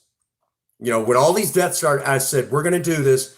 And what's going on, Mystical? How you doing, sweetie? It's good to see our dear sweetheart, Mystical Dorcas 89. So we are bringing back this series. What happened last year was basically I was dealing with the communist government here in Missouri. Cat fight, villain. No, not that kind of, not a cat fight. It was other type of action. Anyhow, so now that I've said that, it is so good to see you. So good to see you. We'll have to go back out, Mystical, so you can see Project Spirit. I know you guys, I know you all love Project Spirit. We ended up having to put that run on hold. We had to put that run on hold, and we basically had to put it off for almost a year now. And initially, I was going to do it on my birthday when I was turning 40. But what happened was I was dealing with some crap from the state of Missouri. Missouri had briefly kind of suspended my license because they wanted money for children that they illegally took from me. Okay, my children aren't here, as they illegally took them. No, that we had to. Princess Faye's at work right now. She'll be in later on. So 11 o'clock my time. It'll be 9 o'clock your time. Okay. So yeah, we had to put a lot of stuff on hold, and they briefly suspended my license. We had to work out all that stuff, so I could do this run. So we had to put it on hold. And then, there was some, problems with Project Spirit. We got all those bugs worked out. Then we got to get through the winter. So I'm not running her in the winter like that. Okay. Otherwise this would have already been done. So now we're done with all of that. Now the pandemic is here. So now we got to put it on hold even longer because I'm not going to make this run. I'm not going to make this run if, basically if it's going to, during this pandemic, so I had to put that on hold. So now that it's all said and done with, we're, you know, we are looking to make this run with Project Spirit, this one-off exhibition to remind all of my classmates from back in the day, we're not old.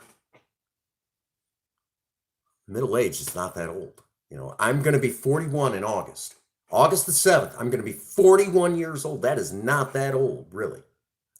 When I worked nursing, I took care of people that were 100. Actually, I took care of a man that was 105 when he passed. 105. And 6 months before he passed, he finally had to start using a walker. Shortly after that, he had to finally start, using a wheelchair, because he just couldn't get around anymore. Got around just like you and me. So we're not that old. And then 3 months later, he just couldn't do it. His body finally failed on him. So we're not that, I'm not that old. And I told him, I said, we are not that old. I'm sick and tired of hearing that. It was the last classmate. I think it was a heart attack that took him out. So I said to all my classmates, this is what's going to happen. So we had to put it on hold. And for those that know, who was actually part of the big expansion last year, Choices Games brought it up. And I said, you're about the only one that remembers that I'm going to be doing this. And I said, I think it's time to re-announce it.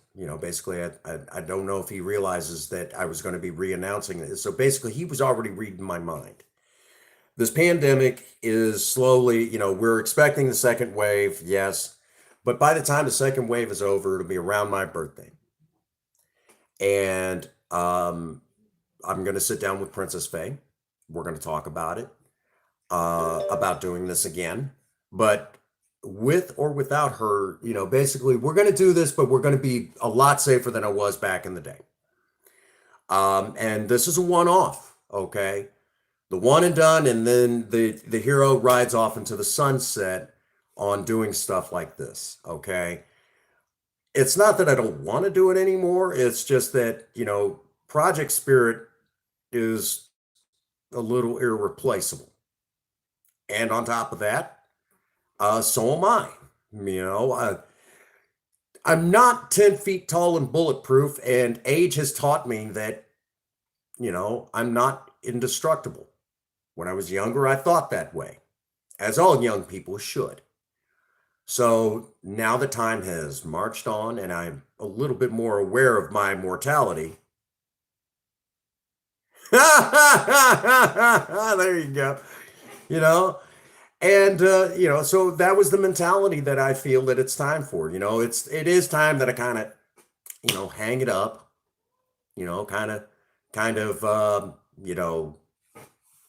It's not that I can't do it. It's just that maybe I should only do it on a racetrack or something like that. So it just makes sense. It just makes sense. And maybe it's time that I'm not saying I need to slow down, but I think it's time I'm more responsible. I should be more responsible. And I think that speaks volume over, the stuff that I did when I was younger. It's time that, it's time I be responsible. I'm older, a little bit more wiser. It's time for me to be a responsible adult. But as a reminder to all of my friends, it is time that we go out and we have, and show all you young bucks out there that we still got it. And I know Think Different is still in the background, and he's sitting there thinking, I don't know if you should really do this run. But trust me, I think I know we're kind of close in. I think you understand. And I want to try to use this as a way to maybe raise money for charity as well. Maybe get with talk to somebody, and if I pull it off, let's see, your parents turned 52. Mystical, you do realize that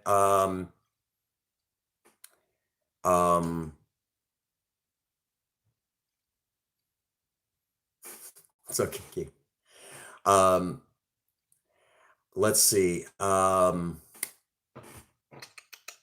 Which, by the way, Third Gen 83 doesn't want me to do this run at all. He does not like it. He doesn't like this idea. He thinks it's a bad idea. And I told him, I said, I really need to do this. I really need to do this. And he said, I understand, but I think it's a bad idea. And again, our buddy, Third Gen 83, sent me this brand new steering wheel for Project Spirit. Yeah.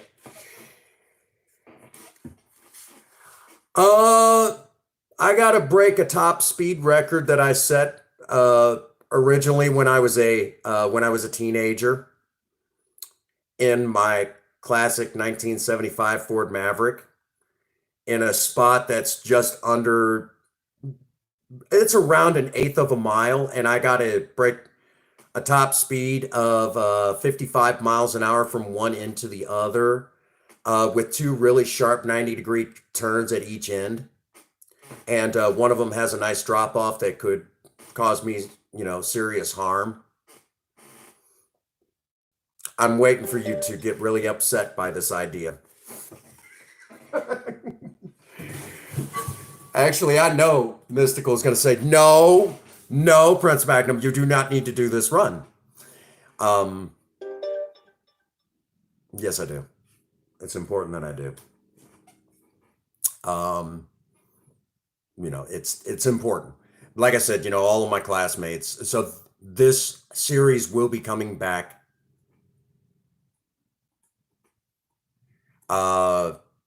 Yeah, I was wondering how long it was going to take for you to realize, Blucky, that this is kind of a dangerous run.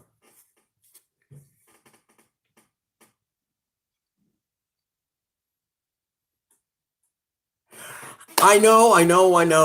I've been busy working on, I'm going to be releasing, I'm working on some stuff with Spirit,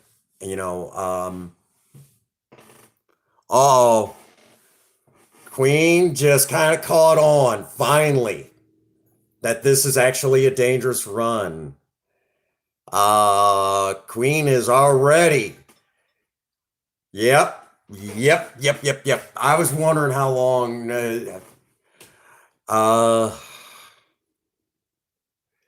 Yeah. So this is a dangerous run that I'll be doing. Is it worth it? Yes. It's a reminder that to all of my classmates, we still got it. Don't give up. Don't give up on life just because we've got a few years behind us. And as a matter of fact, during this time, one of my friends, when we started talking about doing this run, one of my friends was like, I can't believe I just became a grandma. How old was I when I was doing this? I was 18, 19, and then the last time I made that run, I was 25. Yep, I knew it. Yep, I was wondering how long that was going to take. So I was a lot younger then. I thought I was 10 foot tall and bulletproof back then. But I need to remind all of my classmates because a lot of them, some of them just are becoming grandparents. I'm old enough now to become a grandparent.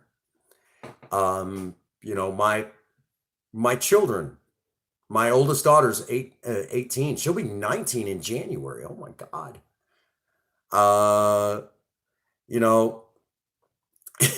Queen. Point exactly. But the thing of it is that,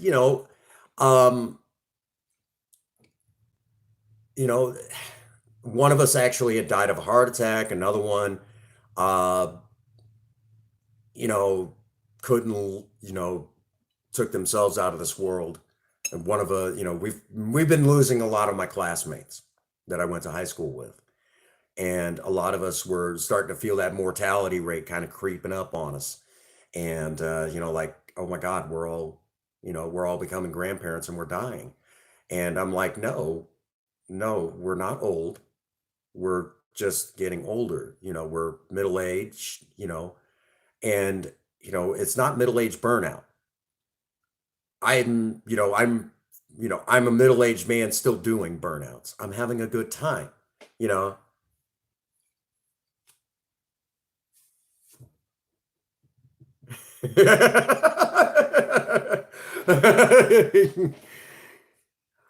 I got a funny feeling that that Queen Bee will probably show up that day that I decide I'm going to go do this run, basically saying I'm going to be on location. And I got a funny feeling Queen Bee and TFZ Gaming will probably show up and rip me a new one. I know you. Oh gosh. I can do this.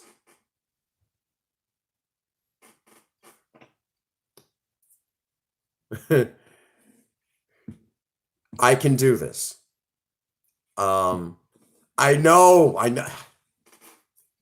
The sad part is, I know you would too. But you know, will you trust me? I am good at what I do. I mean, come on. Hang on, hang on.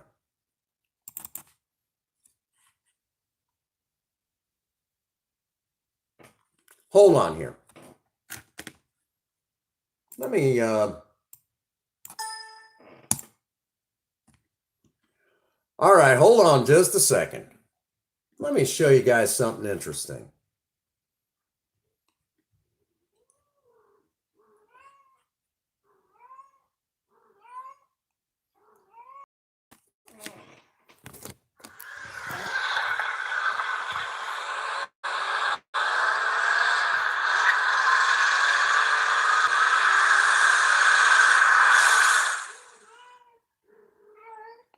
That's part of the brand new opening.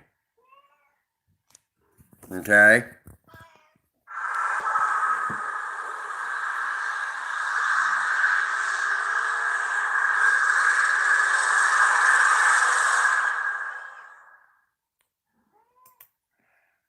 Or if you prefer, come on.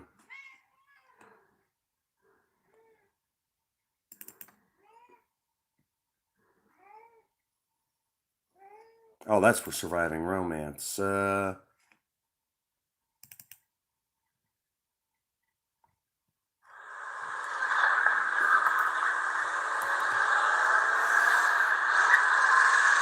second gear scratch right there.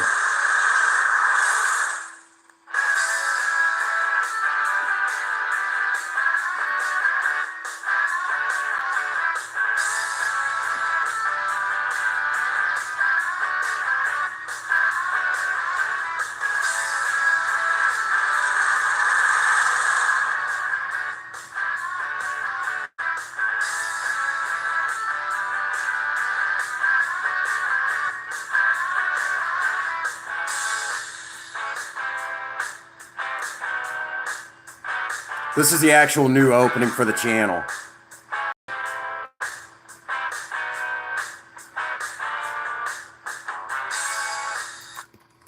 So that's the actual one of the new openings for the channel. So I've not given up going, having fun. There's actual video footage of Project Spirit doing 130, like 130.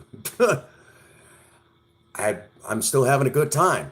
My classmates have forgotten because they're turning into grandparents. They think that it's over, and basically they're letting themselves think, oh, it's over. No, it's not. I'll be there showing my grandkids how to do stuff like this. That's just the way it is. I'm not old. I'm having a good time. And I think you all can understand that. Just because we're getting older doesn't mean you give up. It just means I also, you can have fun all the day long, but you're not doing this run, right? Yeah.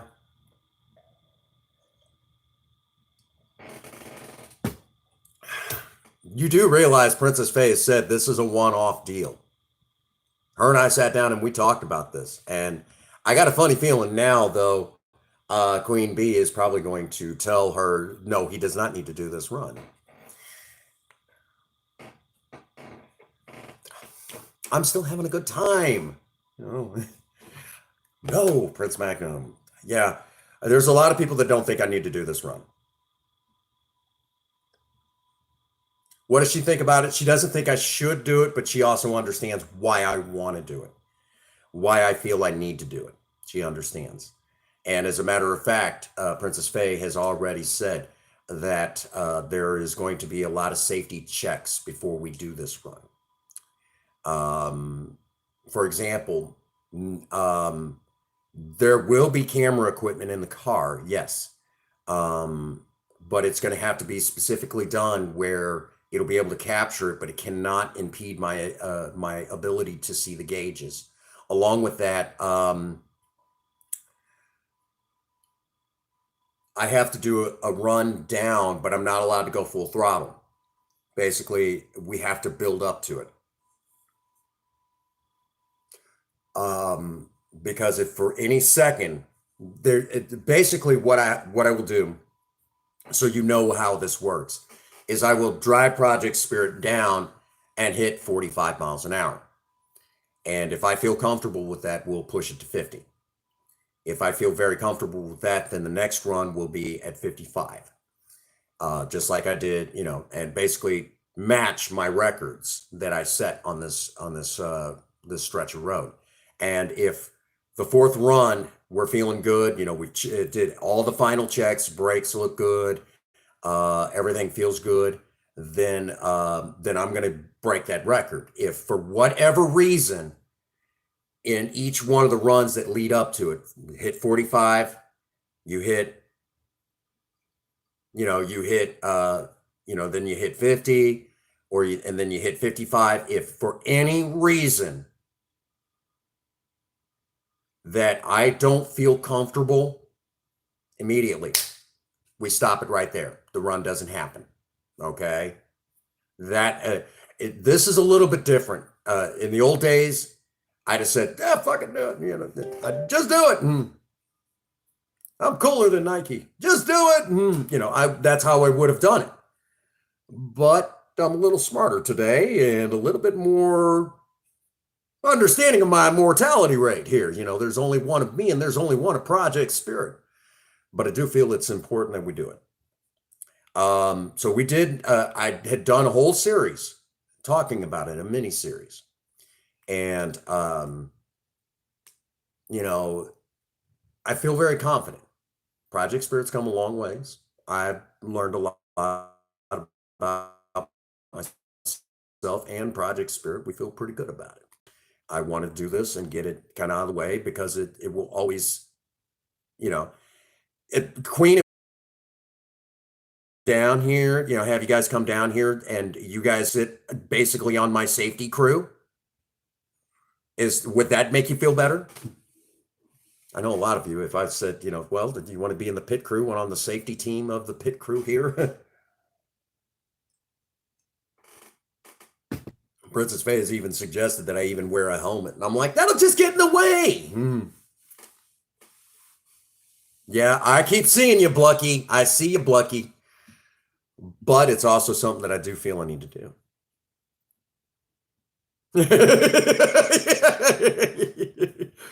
I know what I can do this. I can do this.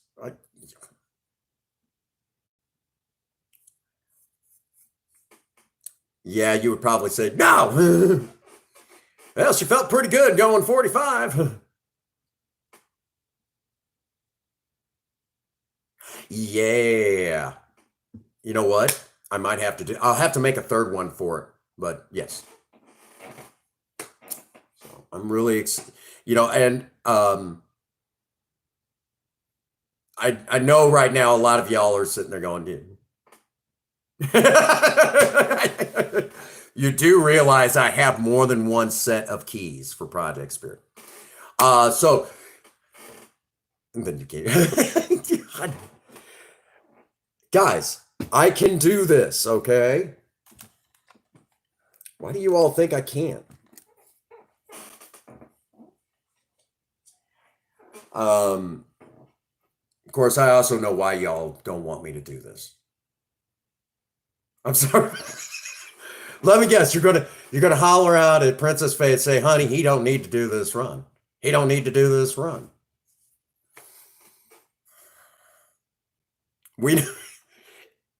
Knowing I can and doing it to show that I can are two different things in this case. Um, and part of this is also for me. I also want to be honest with y'all. When I started hearing all my friends from high school who were passing away, and you know, and that sort of thing, and here I run a DIY, hot rodding show here on YouTube, and I talk about all the fun stuff that I did and everything like that, and that sort of thing. It's one thing. And I try to take y'all back in time with me as much as I can to what hot rodding was like when I was a teenager. I got air pumps over there, Blucky.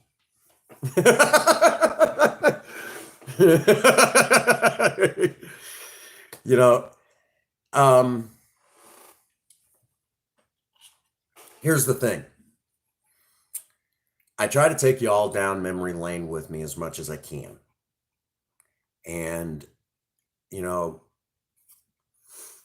not just, my memory lane, but memory lane in general. What it was like, being taught what custom cars were like back in the 70s and everything. And that sort of thing. And then how it translated to my generation, where I lived. It is one thing. Queen. It is, but basically, this is also for me. I also know that times have changed. I'm not in the shape I once was. I've had a stroke, and bad things have happened to me, And, when trying to take y'all down memory lane,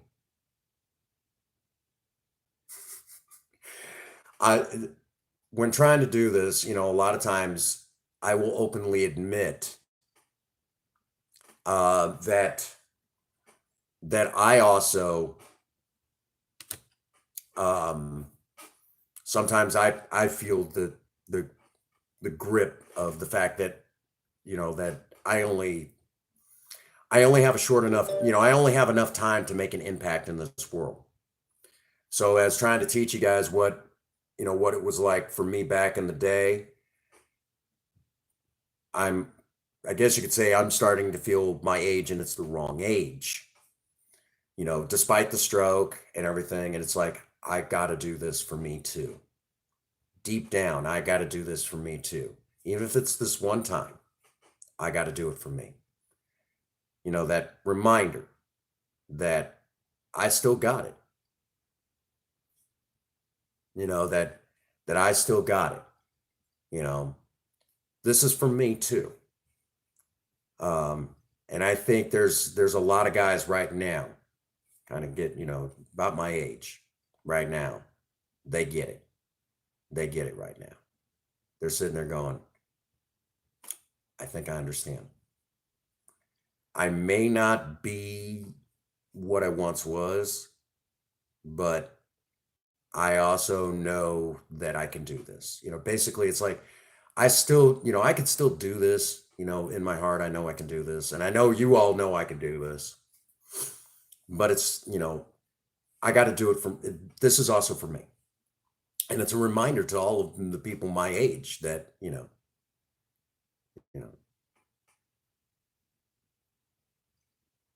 it's that reminder that, people my age, that we can still do things. We're not so old that we can't do things. I've had a lot of my friends sit there and go, oh, yeah. And you guys know I'll be extra safe about it. I'll be extra safe.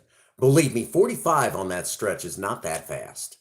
I mean, it's really not that fast, but all we're going to do is try to hit 60 or better. That's all. It's not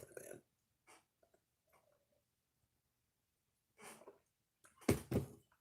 And I know Queen is still sitting over there smoldering mad.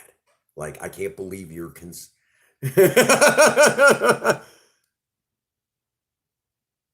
That's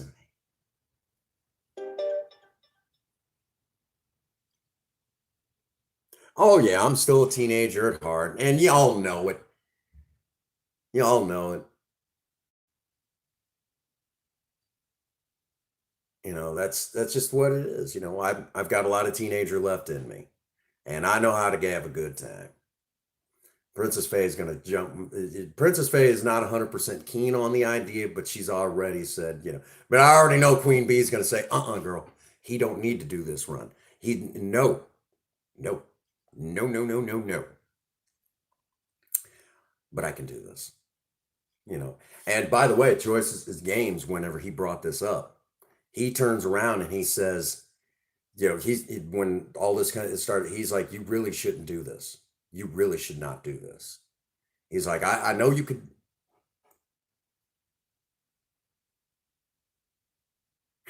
Here we go. But if something goes wrong, I know.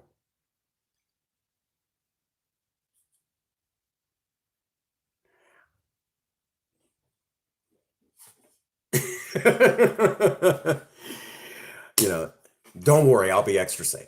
Queen, you can come down and, keep an eye on me, make sure I don't do anything stupid. Come on. Okay. So now that we've done that, now that I've probably got everyone, you son of a why? You don't need to do this. Let's go ahead and get caught up to speed. All right.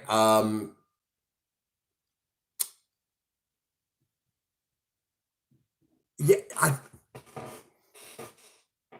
I know. I know. And right now, the kids don't know, and Sober Man definitely does not. If he's watching right now, oh man. Sober Man does not like me hot rodding anymore. He does not like it. He didn't like it back when I was younger. He always used to jump on me. Yes, I know. Yeah, I'm still gonna catch.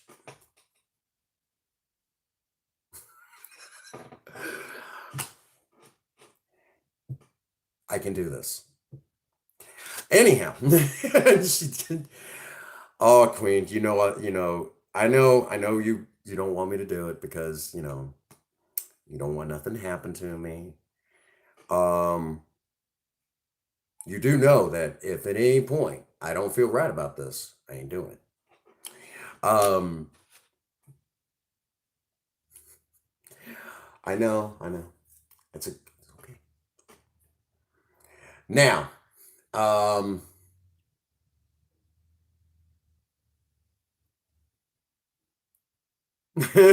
dream dreams can become reality. Um, all right.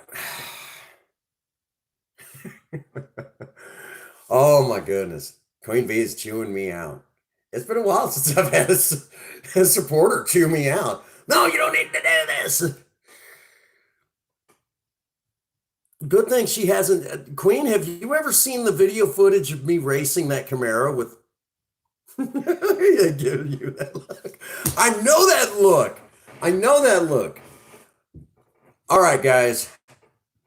For those of you that for those of you who are, every man knows this look. Women have two looks. That look that says that, well, what do you have to say for say for yourself now, dipshit? And the other one they have is like, if looks could kill, you would be dead, like dozens of times over. So I already know Queen Bee is going to be telling Princess Faye he is not doing this run. Not doing this run. I think she's probably forgotten about, but she'll chew me out for it later, saying that no, the channel's too big. It's too big of a risk. Project Spirit has come a long enough ways. You don't need to do this run. Project Spirit is too irreplaceable. And as the host of your own channel, there's a lot of people that don't want you to do this run. And, stuff like that. Basically, she'll basically probably, you've come, when you first said this, you were at 355 subs. You are now well over 1,000. So you probably shouldn't make this run. And I know she'll probably say that. It's a little bit different now than it was a year ago when I considered this run. And we were actually talking about this before then. Um, so it's one of those things, and I might need to go in and make a playlist of, of talking about this. And maybe that might make it a little bit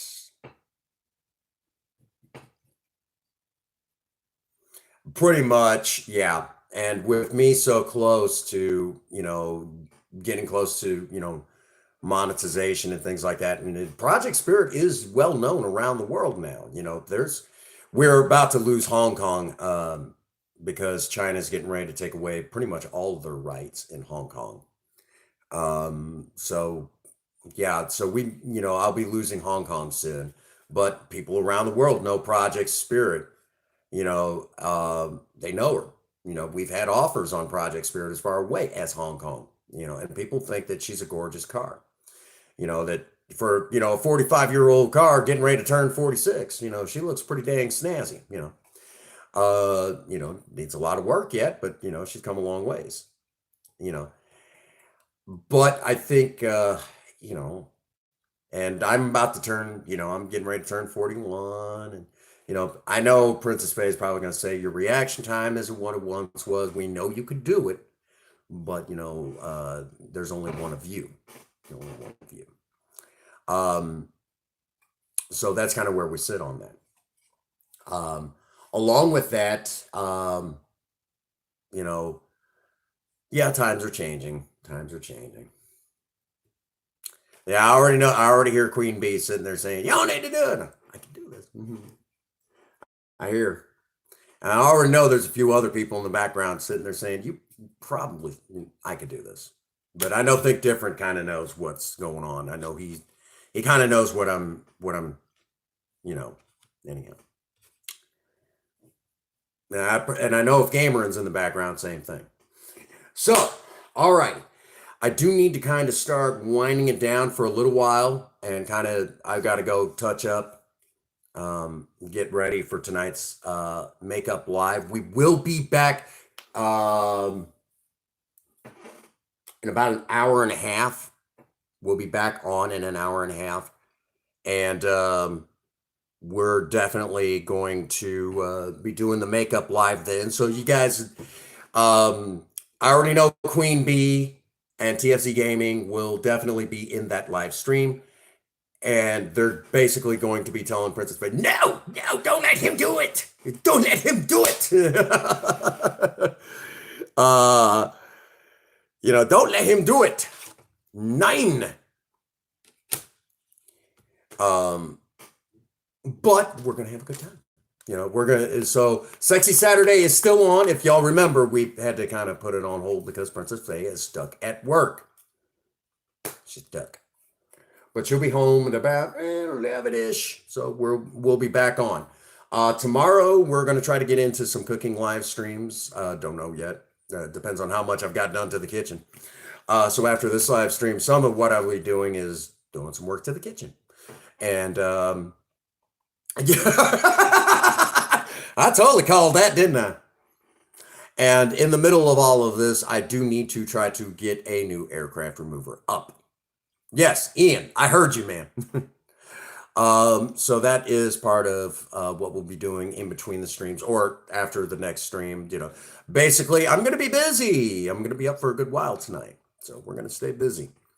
And then I already know that Discord is going to be exploding. No, you're not doing this run. I'm already expecting it. Queen Bee is going to be chewing my tail end out. Queen Bee is going to chew me out. She's going to chew my butt off for this, for the next, until it's either A, called off, or B, it's over with. Queen and TFC game. I know a lot of you are going to be chewing me out for this one, until it's either called off or I'd just go do it. Which I brought it up a couple days ago to Princess Faye, and she didn't say anything. So it's hard to say if it's yeah. Um, so now that all that is talked about, and what am I supposed to do with the series then? What am I supposed to do with the series? I already started work on it. um, so now that I've done all that, let's see. So Sexy Saturday is still on, just postponed a little bit later in the evening. And then, of course, we're going to try to do some cooking live tomorrow, along with we're going to try to get some work done to Project Spirit. I also have to go early in the morning, go pick up the new part. The new GPS trackers for the project cars will be here. Well, I don't know yet. I'm thinking in about 3 weeks they'll be here. I got them through Wish. Okay. So the GPS trackers will be here. Positive reviews on these trackers. That's why.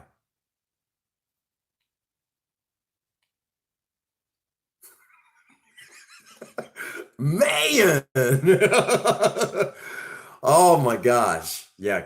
Yeah. Queen B's chewing. Yeah.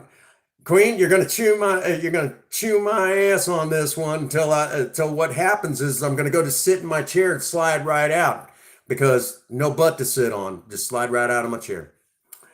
Anyhow, all right. Along with that, real quick, I need to tell y'all, my chair squeaks, and because I know y'all have a dirty mind, just like me, because my chair squeaks, I know that if I do something that's suggestive with my chair squeaking, you all will begin losing it. You'll just start laughing uncontrollably. And it goes a little something like this. Oh yeah. Oh yeah. Oh yeah.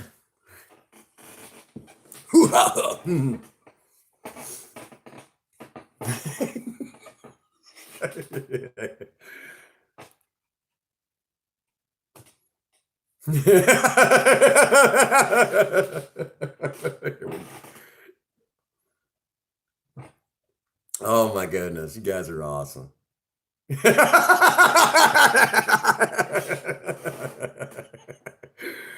And per tradition, since we're in the office, and we're talking DIY, we do need to talk about my camera stand. Now, for those that don't know, we actually talked about where the camera mounts in Project Spirit. But while we're on the subject of that, we use those cameras for everything. That is we use those cameras for everything. And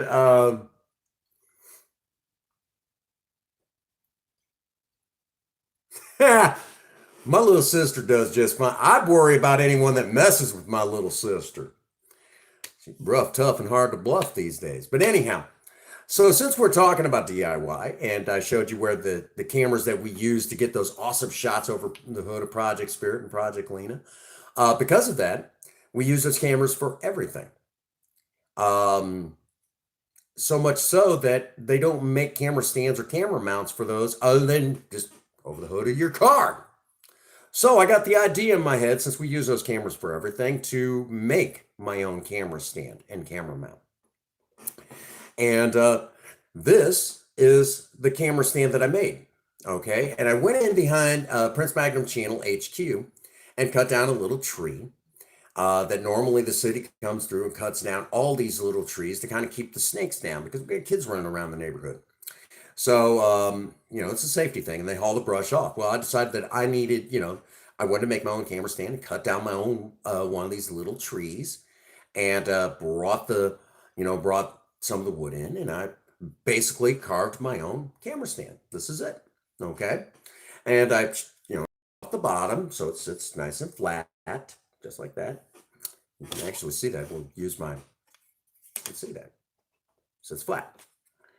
And because of that, And then from there, I kind of carved out this section right here.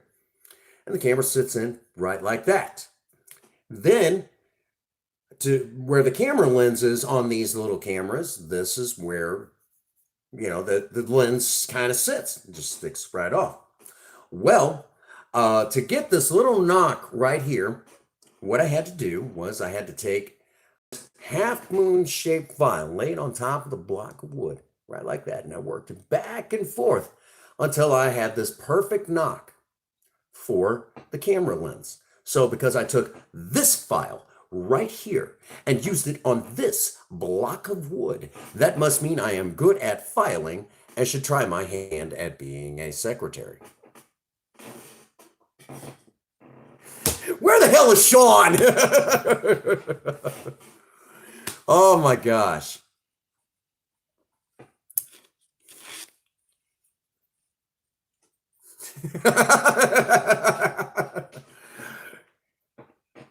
And now part of the tradition for here in where the hell is Sean? And now part of the tradition here in the, when we're here in the office is my office chair.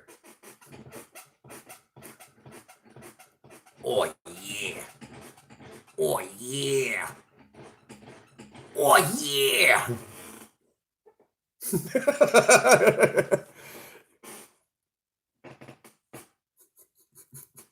Queen's over there like, what the hell's wrong with you? Here we go. It's that last oh yeah that gets you. Oh yeah. That gets you all the time.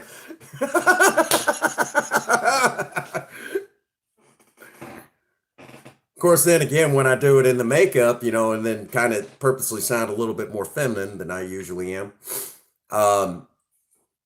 When I do that, then I keep waiting for the time that someone comes in. You sure do have a purty mouth. Oh no!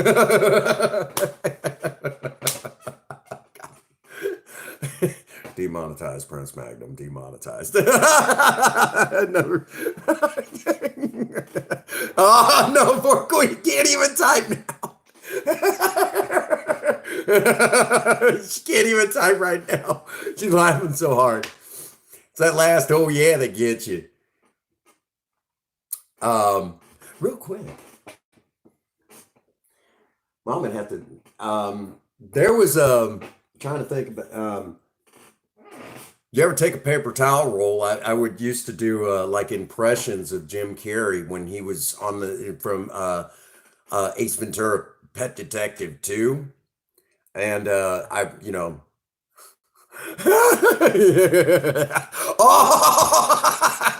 get it now. Oh my gosh.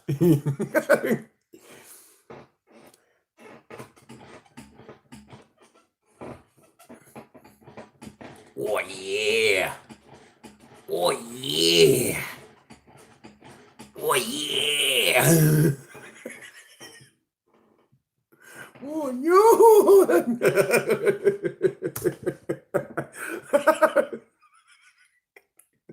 Oh man, the traditions we have here. Oh man.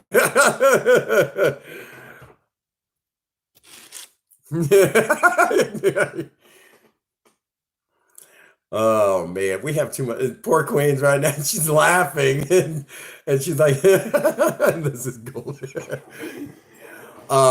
But I would do this impression of, Jim Carrey for when he did that. He is like, and now my impression of a yak. I would actually do that. That same something very similar, and I would take a paper towel roll or rolled up.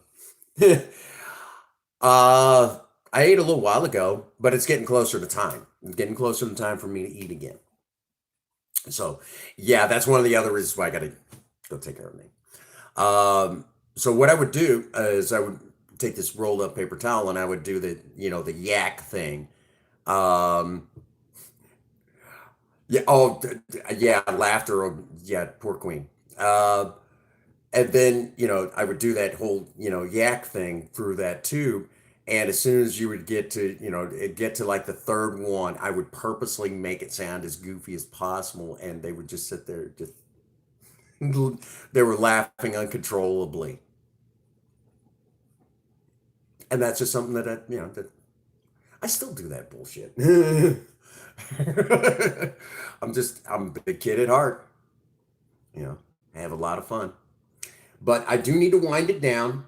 I need to go take and go eat. So at about another hour, we'll be back live. And if we get bored tonight after the second live stream, we'll come back and do some more. If we get bored, we might go live again tonight. Hard to say. You don't know. You never know what I'm going to do. So that's where we stand. All righty. So, again, we have a lot of fun here on the channel, and I've been having a blast.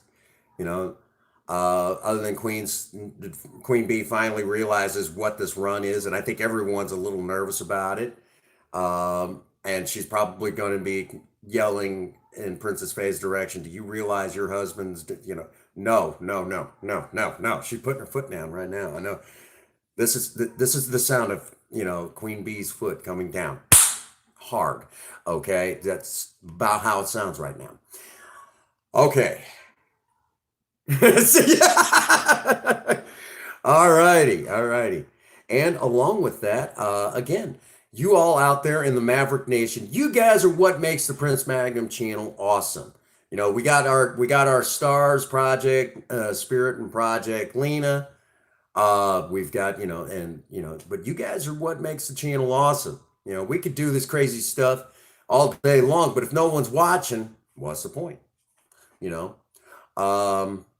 Yes, I'm getting ready to go eat. Along with that, again, I want to thank you all for being here with me in the live stream. And see, Queen's still getting on to me now. And along with that, I just want to remind you that my office chair squeaks. Oh yeah. Oh yeah. Oh yeah. No. Along with that, as always, get out there and work on a project. I don't care what it is, just do something with yourself. Remember, idle hands and a creative mind go together like oil and water. If you have a sweetheart, sweep them off their feet and do something special for them today. And as always, for all of you out there, even in these dark times, if no one out there has told any of you that they love you today, Prince Magnum does. God bless you and have a happy 24. Thank you.